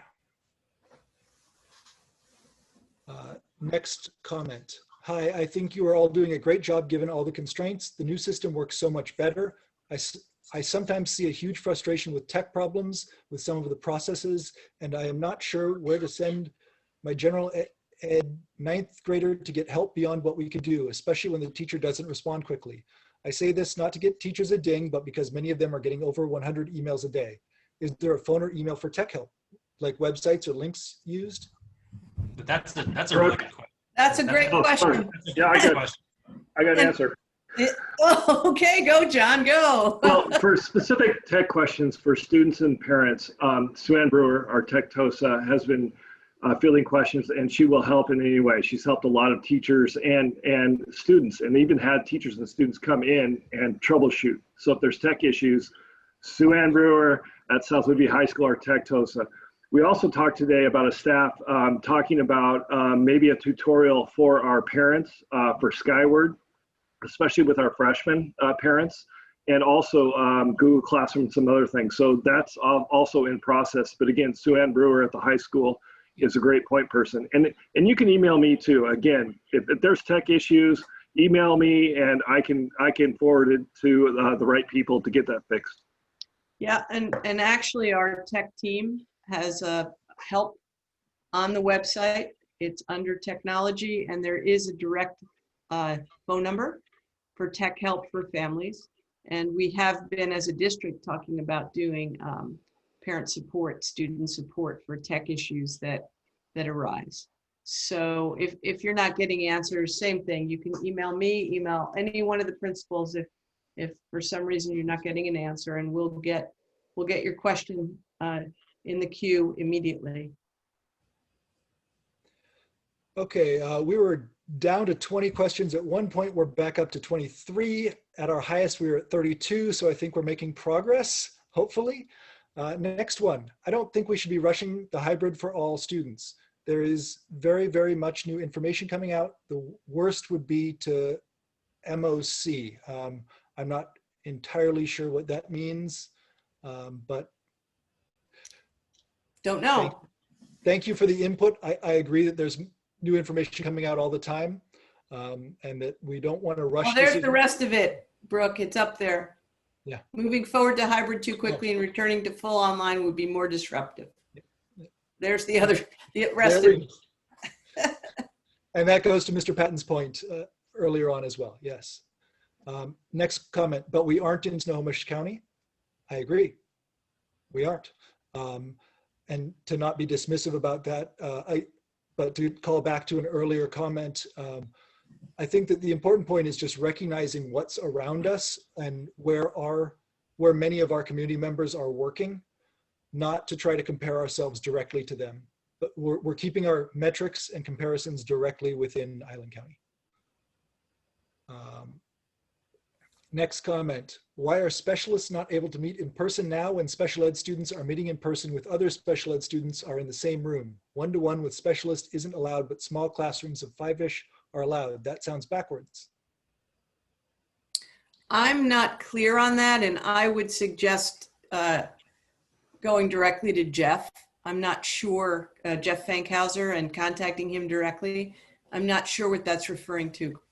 And at the high school, our school psychologist is meeting with students and families. And so I don't know what they mean by specialist, but also our maybe counselors. OT or PT or speech. Yeah. I'm not sure. So I know that in other districts, and I can't speak because I haven't spoken to Jeff to know, but I do know that in other districts, they're running into that because having a student meet one-on-one with an SLP, an OT, or a PT would break the cohort model. So if you have 5 kids in a group together and they stay together, they're in a cohort. But if right. You know, you're absolutely right. If the specialist meets with this one and that one and another one. That's correct. What I read it to be, and it's so that we can maintain the cohort model. Thank you. Next comment, South Whidbey has a sizable group of highly experienced teachers that fall into high-risk categories, or they have family members at high risk. How is the board and administration going to factor in the risk to teachers if choices are made to move to in-person learning too fast? Good question. I would say our hope is to not move to in-person learning too fast. Dr. Moshe, do you want to say anything else or any of the principals on that? Again, these are personnel matters, so we would really be talking with individual teachers about their situation, and they have their union that can help them through that process.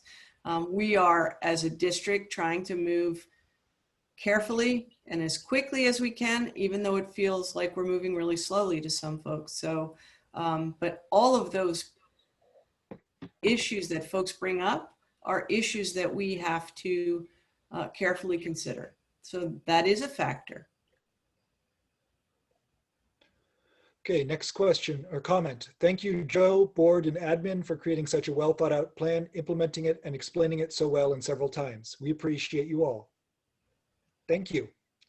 We appreciate what you guys are doing too. Next comment. It'd be awesome if you weren't defensive when answering questions, and if some of those participants didn't look so bored and annoyed.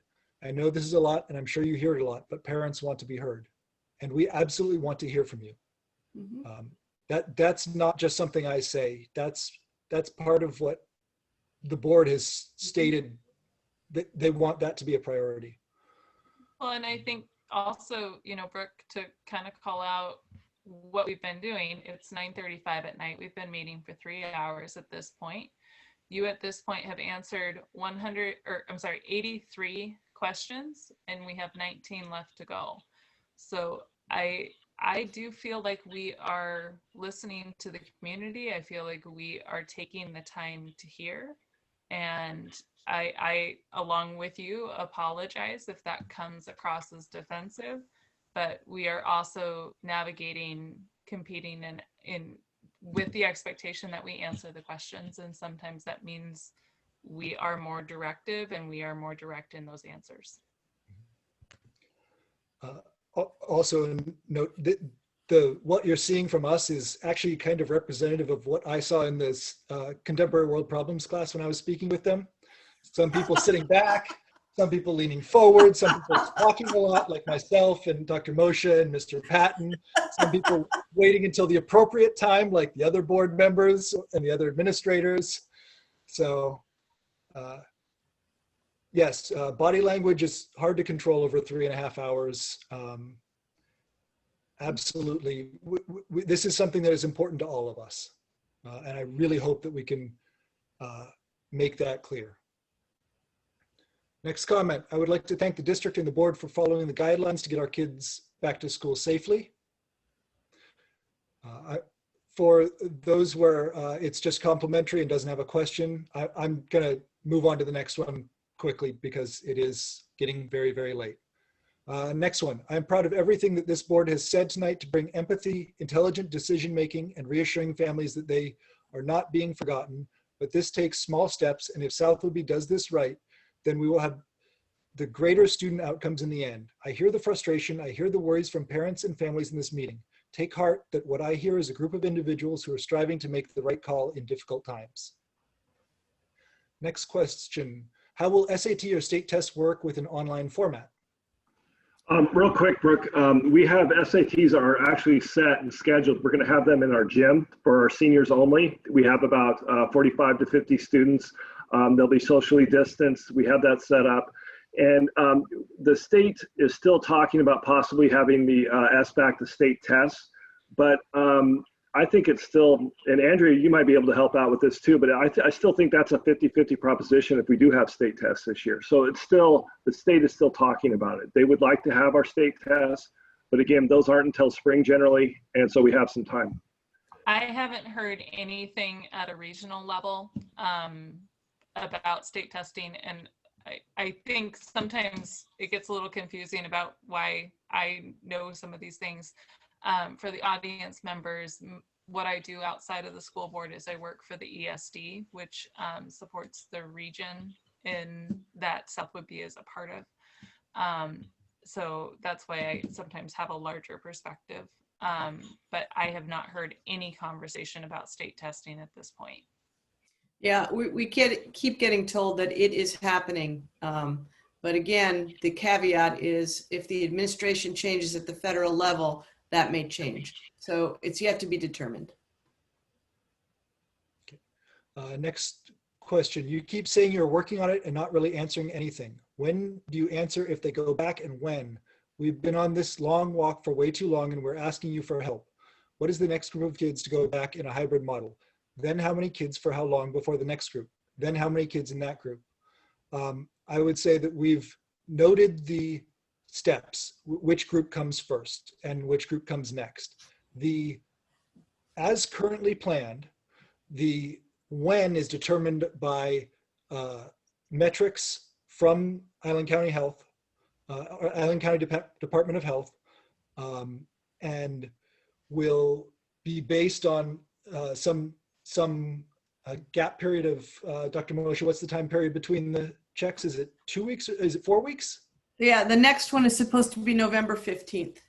Yeah. So the question of when each group comes back is dependent on how the metrics look at each checkpoint. And that's what we're really focusing, that's how we're really focusing on a science-based approach where we're not making, where we're trying to look at the numbers, look at the metrics, look at what's going on around us with this pandemic before making a decision. But we are trying to be flexible also, trying to bring in more students when we can, which is what this recommendation from Dr. Moshe has with that group of about 150 less engaged students. And so we are trying to be flexible. At the end of this, once we're done with the questions, there are 16 left currently. We'll be talking as a board about whether we want to take that up, that change to that expansion of the hybrid limited definition. And then the next step will depend on the next metrics, is my understanding. Next one, thank you for all your hard work, sound judgment, and creative, careful solutions. Smiley face. Next one is the Planning for Instruction Committee that was formed back in August to discuss how to proceed with instruction going to meet again to discuss this? The committee was made up of parents, staff, and people in the community. I hear you answering the questions and comments from your perspective. It would be great to include others in the conversation that is a more open and inclusive conversation. So we had one meeting in August just prior to coming to the board with the plan.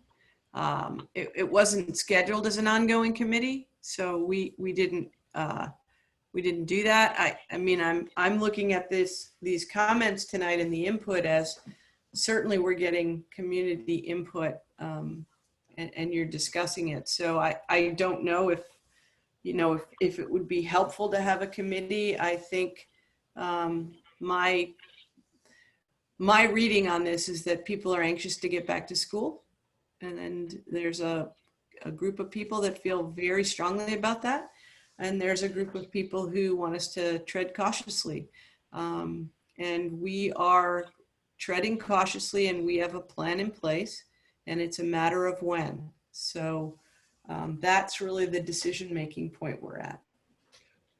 I'm going to skip ahead 2 questions because this one is related. I think you made a plan we're operating under with community and staff involvement. If you decide tonight to amend that plan that was previously made and approved, will you reconvene your previous group or enlist new advisors? Again, it's the board's plan, and it's up to the board now to, if they want to amend it, I would think. Again, you can direct me as a board in whatever way you see fit.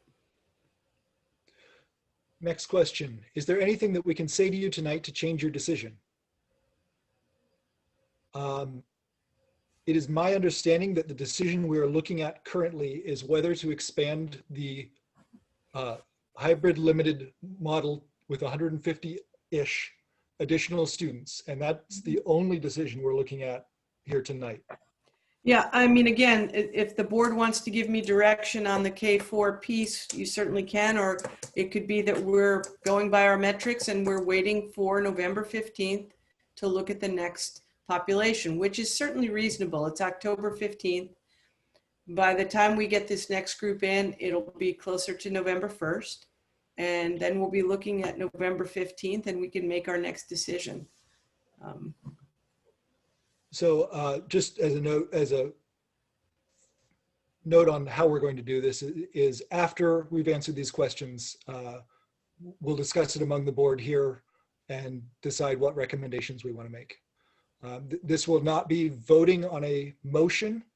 This will be discussing recommendations because this is not a business meeting, so we cannot, to my knowledge, cannot make motions. Yeah.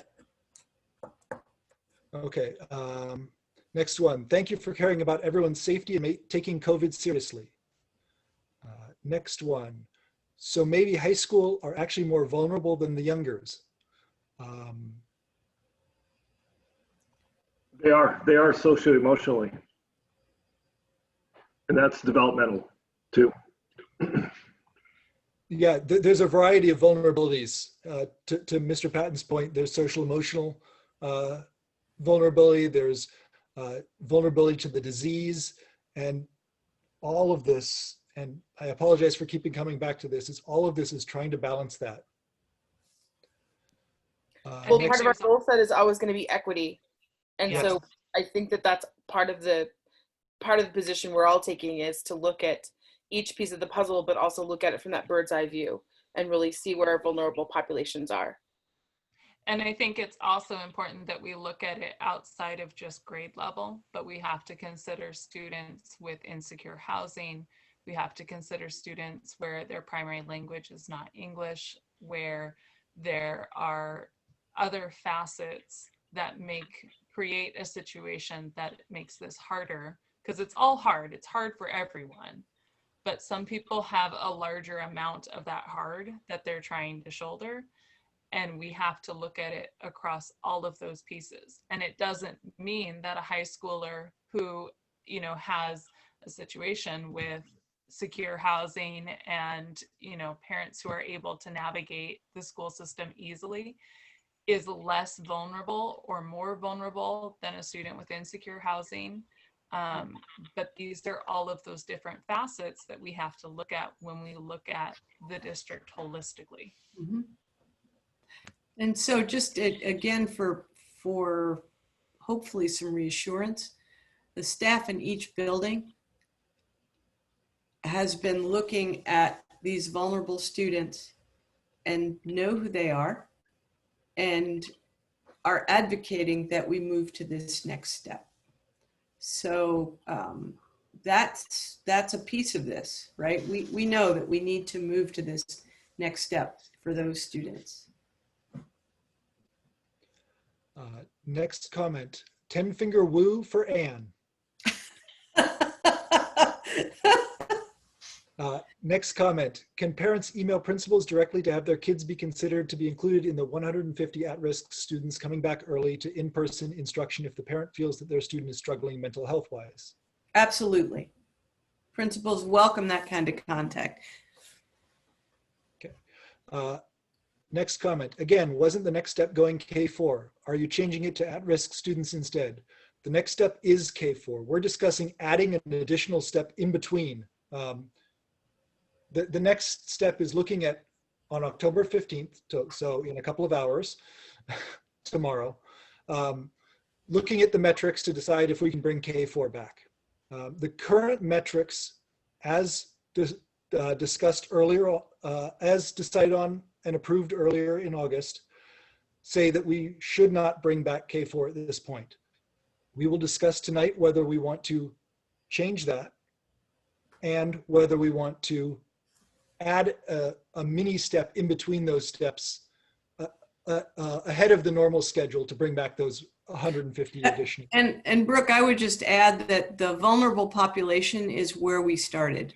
So bringing back kindergarten and our most vulnerable students, this is the next level of our most vulnerable students. So it fits with the plan that the board approved. And then, yes, the next question would be K4. So we're not changing anything. We're continuing with the plan that we put in place. The next question is related to that. Also, can't we do both the 150 students that are at risk and stick with the plan and also do the K4? A lot of parents were counting on the plan. I would note again that the plan involved looking at the metrics on October 15th to see if we could bring back K4. Yeah. And based on your metrics that you approved, we would not be bringing K4 back. That is the discussion. Do you want to change that position? And that is separate from from expanding the most vulnerable to those Absolutely. That's correct. Next one. We definitely have some amazing teachers working with our kids. They're doing the best they can, and it has been hard on them as well. Super thankful for them. Yes, we do. Next one. Yes, OT and speech are not able to meet one-on-one. I was told it was a district policy. It's not district policy. It's about the pod size, and Andrea addressed that for us. It's about people going from student to student to student and potentially carrying the disease forward. Yeah, spreading it beyond the individual pods. Yes, as both of you have mentioned now. Yeah. Next one. There are so many teens choosing the wrong paths and or becoming depressed. I'm equally concerned about that as COVID concerns, if not a bit more. Kids you may not know, kids who won't speak out, kids you won't recognize are struggling or heading down a rough path. They need the structure of school, the routine, and other adults in their lives supporting them. Mhm. Yes, mental health is absolutely a concern right now. It is a major stress of the COVID pandemic. We recognize that, and that's why we're trying to balance how we come back as best as we can. And Brooke, if I want to address the part of that question that mentioned that these might be students who would slip through the cracks. And I think that, you know, if you have a student in mind that you are thinking about, you can reach out directly to them, try and connect them to some of the resources that John mentioned in terms of the staff trained in Forefront and with crisis support lines. Or if you are that person's parent or guardian, you can always reach out to their building principal and share your concerns and help us not let them slip through the cracks. If you're not their parent or guardian, do we have a way that people who are not directly related to a person who have concerns could share that, Joe? Mm-hmm. Yes. And that is contacting their principal also, or? Absolutely. Contacting the principal. Yep. Yeah. So I think it's important for us to recognize that we are one agency, and this is something when we're talking about students with mental health concerns or social emotional needs that takes a community. And so absolutely, if you know students who are slipping through the cracks and the school is a great place to start with reaching out to resources. You can also reach out to the community center, and you know, Gail can connect with several resources on that front, but we cannot catch everyone. So if you know of students, please let us know. Mm-hmm. Next comment, not trying to be harsh, but all essential workers also have families and high risks. Teachers are not more at risk. I would comment on that one major transmission factor is duration of contact. And while some essential workers absolutely have long duration contact, teachers have it almost exclusively. Not to try to put teachers above any other essential workers, absolutely. I'm just, we want to be aware of the specific dangers also. Next comment. You stacked an agenda full for an hour and a half with things that clearly we all stayed through so that we could have a say as well with what might be happening with our kids going back to school. Maybe this should have been its own meeting. It should have been. We absolutely have other things we need to do also.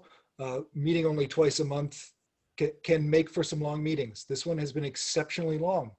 I hope that as board chair, I'm able to move other ones along more quickly, but we've answered 102 community comments or questions. That's wonderful engagement. And I love the opportunity to hear from that many people. We have 4 more left. Let's see if we can get through them so that we can, I'm actually going to skip ahead one because I missed it. In a few words, what did we decide to do, or are we continuing as we have until we talk in November? We're going to be deciding in 4 more questions or discussing it. 3 more now. Next comment. Thank you. Of course, we are anxious, but I still want you to be cautious. Appreciate your efforts for the health of my family. Next comment. Parents shouldn't have counted on coming back on October 15th. COVID-19 wasn't going to take a break because South Whidbey School District said that they would look at data to make a decision on October 15th. I think that may be a little sharper than I would have put it, but I do want to, this is why I've been repeating myself on this point, is I want to be very clear about what our plan actually is so we don't set false expectations or expectations that we can't meet because that's not.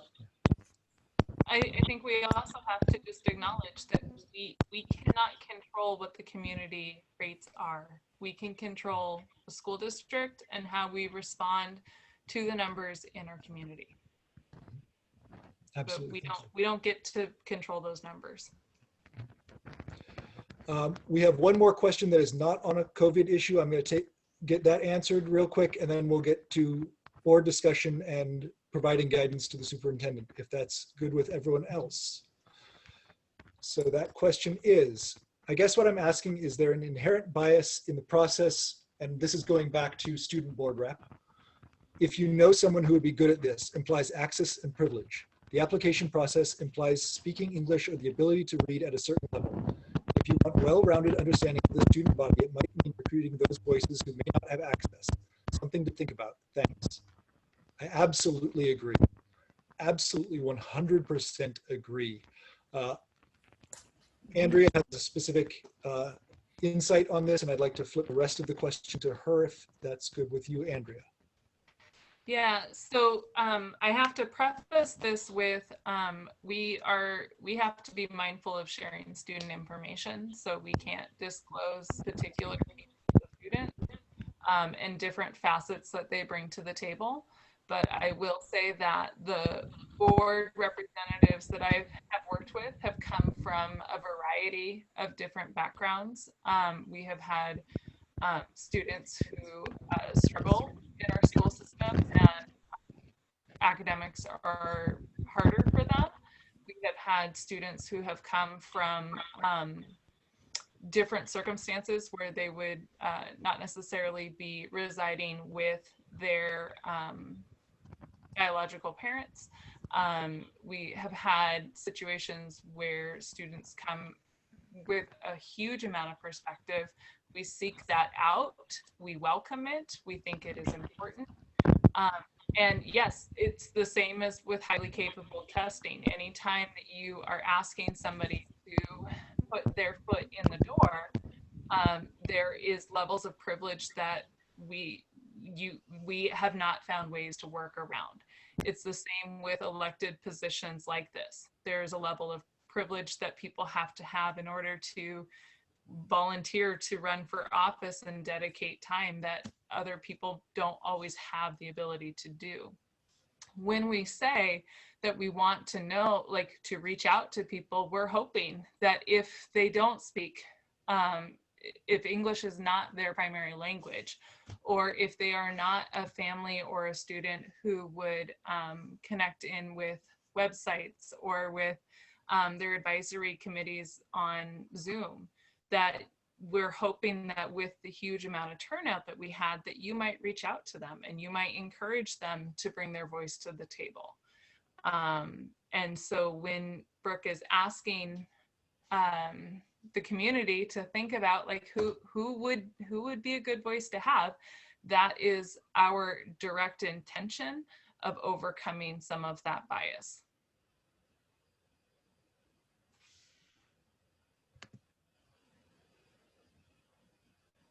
We have one more question that has come in that I will bring up before we get down to the on the school board discussion, the part of the meeting that is not engaging with the public, but is a discussion and in public. And that is, you have a huge turnout of people tonight, and I'm hearing a majority of them want in-person instruction. If you dismiss that, it shows a huge disconnect. If you don't listen to parents, you are doing the district a huge disservice. I think that I have been listening to what's been said. This is a difficult decision. Even just this short period of the step is a difficult decision. I do want to note from my past as a community organizer and gaming play tester that those who speak up are those who have something that they're incredibly passionate about, and that the loudest voices, while incredibly valuable to listen to, are not always the majority of voices. We've been getting feedback here via email, through our personal connections, that I think informs everything about what we as board members do. But we are absolutely listening to what's being said here in the chat. The stories and thoughts have given me, at least, and I can't speak for the other board members, but I can speak for myself, things to think about. And it is a difficult decision that, yeah, it's a difficult decision. With that being said, I would like to now open it up to board discussion about 2 points. First, I would like to discuss whether or not we want to expand our highly vulnerable population by that 150 students. And then I would like to discuss whether we remain on plan with K4 or whether we move ahead with that, if that suits the rest of the board. Yeah, sounds good. Okay, so I'll open up to thoughts on expanding our vulnerable student population. Yeah, I think, you know, given the numbers and we're in the moderate zone, but bringing these children back safely and as well protecting the teachers, I am all for bringing the next phase and bringing the next subset of kids in. So that's my take. To clarify, Charlie, you mean the 150 at risk? Correct. Yeah, correct. Yeah, sorry, Andrew. Yes, that's correct. Thanks. I would echo that. I'm in support of bringing the 150 identified students back. Yeah, I concur. Yeah, I think that feels cautious enough and safe enough. What I'm hearing teachers say is that they are, you know, ready. I'm hearing principals say that they have supports in place for those teachers. And, you know, we heard parts of the community speak to that there are kids who are at risk or have the least access to social justice and educational justice that could really use those supports. So I concur. I think that was very well, particularly Anne. Yeah, that I agree.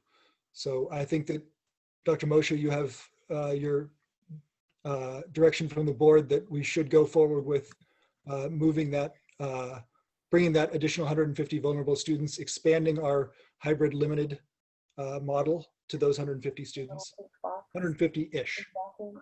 So in terms of the next piece, because I also want to be responsive to, you know, what we're hearing, and everybody wants our kids back face to face. I'm thinking that, you know, our numbers at this point are low, but still in the moderate range. When we get to November 15th, if we're still where we are on the low end of the moderate range, then, you know, perhaps we look at the K4, you know, after the Thanksgiving break, something like that. No promises, because this is about the disease, not about the district. So that's, but that is the issue here. And we lose sight of the fact that we're still in the midst of a pandemic. And that's why these decisions are, and Andrea said it, we don't control the disease. But I would say that, you know, we are well on our way to being able to articulate a plan. We have a plan. Susie's working on a plan, but maybe we look at that, you know, so that people have some sense of what timeline are we talking about. But we have to continue to remember the caveat that it's really about the metrics. But it would be logical that when we look on November 15th, if the data is such, then we make a plan on November 15th for a post-Thanksgiving return. Again, I can't promise that because I don't know what the disease is going to do, but that would be where we at least can try and move toward. I think, Joe, just part of what I would ask and ask the rest of the board members to consider is if we move forward with bringing these 150 students back, I would ask that we give everybody 3 solid weeks on site prior to having conversations about more. And right. So I know that the November 15th date, if everything logistically works the way we think it will, that would only have about 2 weeks of the 150 students. So I would recommend that we actually hold it off one more week, because we need to see what adding that 150 changes and give it time. And it's not to say that we don't have that conversation about K4, but I don't want to throw out the metrics. The metrics were developed by epidemiologists who understand this, what this means for us as a community. They were the recommendations from the state. And I want to respect their professionalism, and I want to respect their recommendations. And I think that, we are in a little bit of limbo where we are on that low end of the moderate, and, we'll have to make a decision about how hard we hold to it. But I think that there was a reason why we built that plan. Yep. Agreed. Thank you.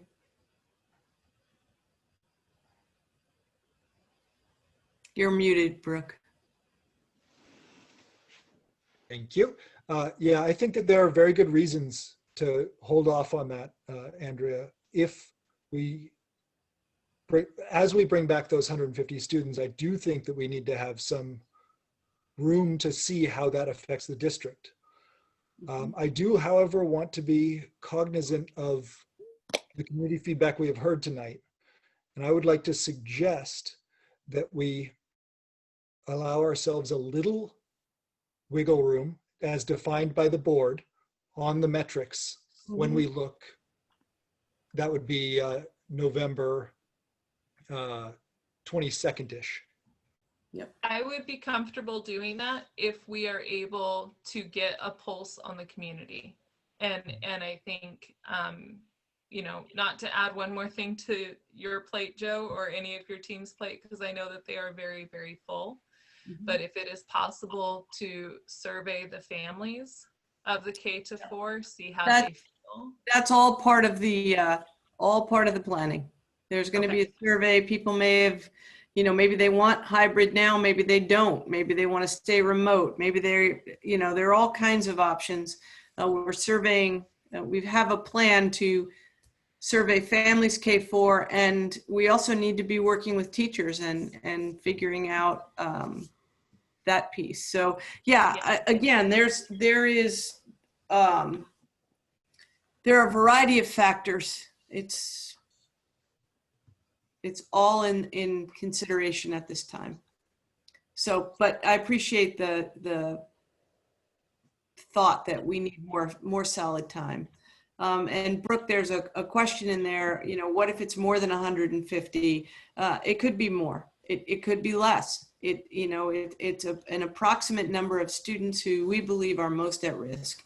And we have to bring them back carefully, right? So what's the pod look like? What does the internet cafe look like, if that's what is necessary? How do we keep it small? How do we serve the students that we're bringing back? It actually is, it's really important that we get to our most vulnerable students.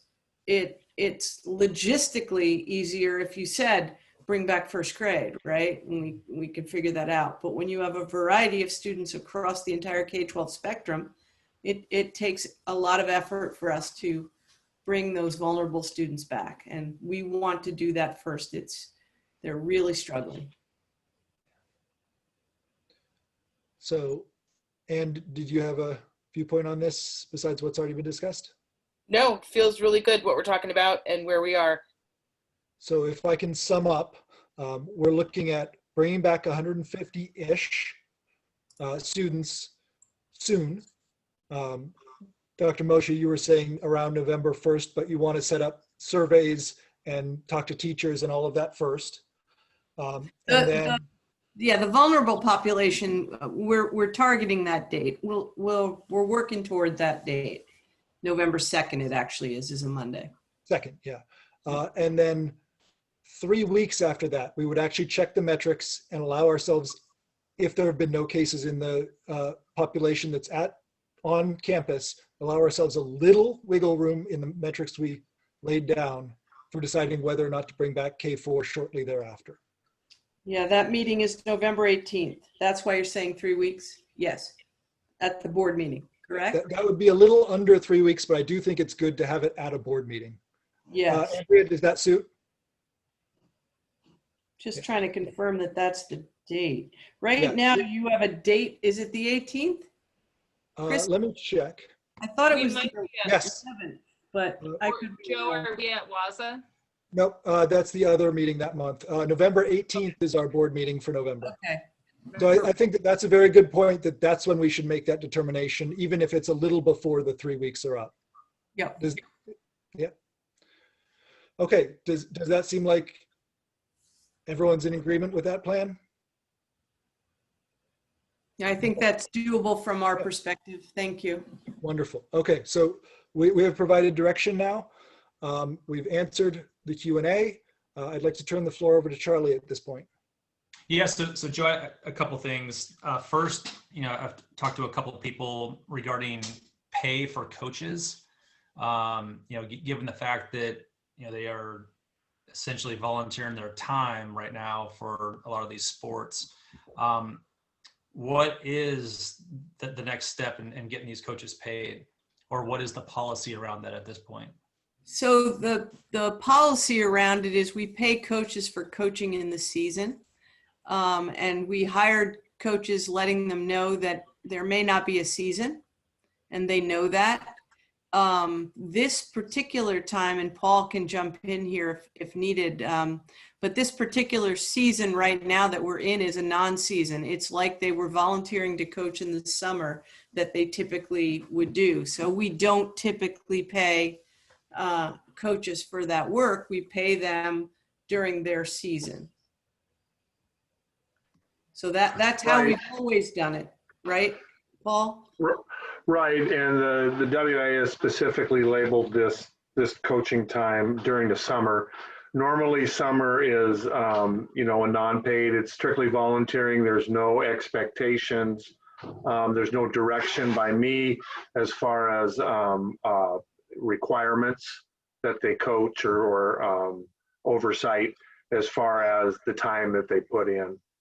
So there's no contract that they're being held to. So it's not a paid time. Okay. I know of one district that is considering paying their coaches, but across the board, what we're doing is consistent with what other in the state are doing. Okay. All right. And then the second piece, just so everyone's aware. So back in, I think it was the July timeframe, I was offered a new job opportunity, which I accepted. However, since that time, it's become increasingly apparent that with my new role, that I am not able to commit 100% to my school board responsibilities.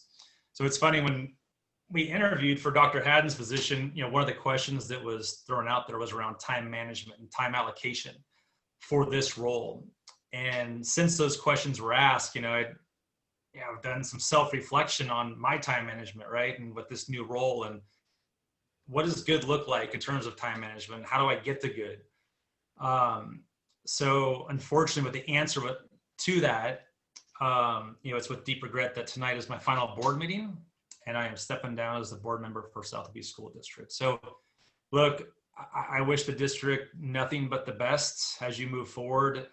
We had a lot of great candidates, obviously, when Dr. Haddon left, and Anne, congratulations. We never had a chance to sync up. But I have no doubt that someone will step in and do an amazing job. And and lastly, look, with the COVID and the distance learning, just from my experience, the teachers are doing an amazing job. First grade, Miss Izette, need to give her a big shout out. And then third grade with Mrs. Courier. And, these teachers are, they're also taking the time, at night to have conferences with parents, right?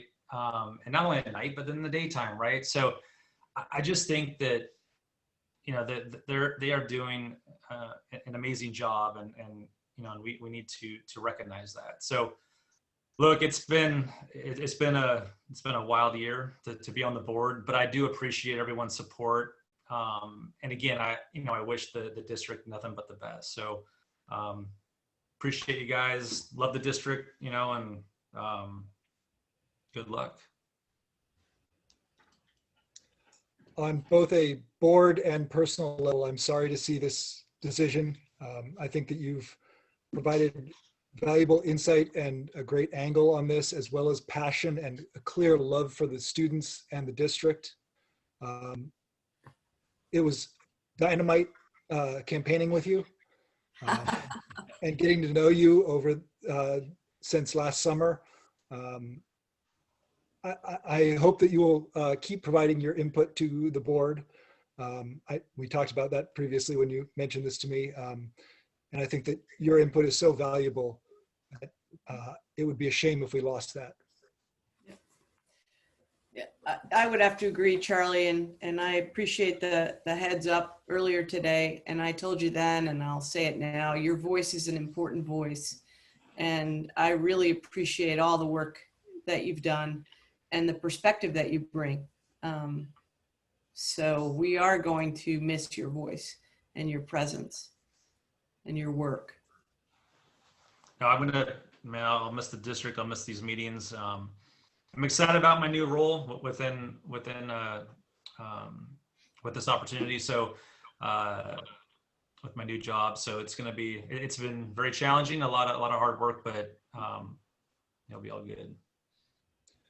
I want to read a comment here from the community. The parents of South Liberty School District do not approve Charlie's resignation. Would that we could change his mind by doing that.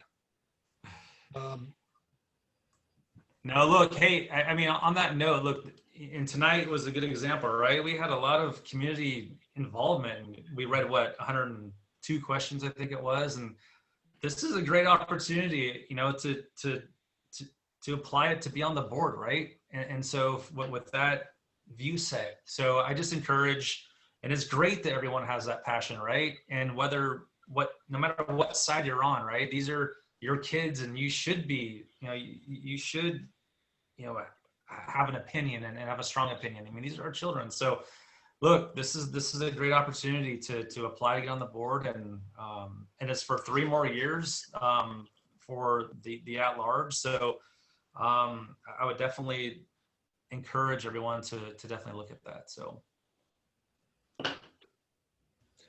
and it's 10 o'clock, 10:18. So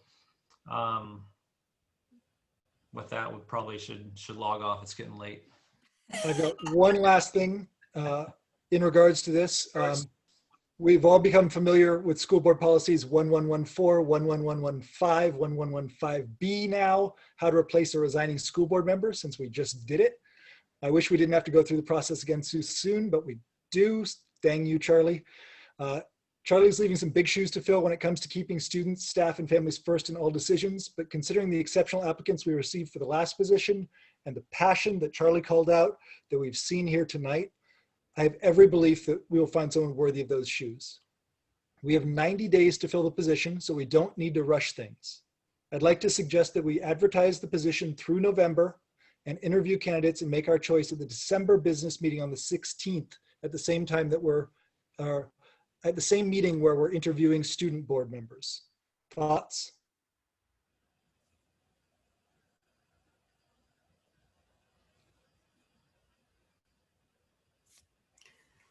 Andrea, Ann? I think that's really cool, actually, because it makes our students feel just as welcomed as our adults. And that's really powerful. Excellent. Okay, so that's the plan. That's how we'll run that.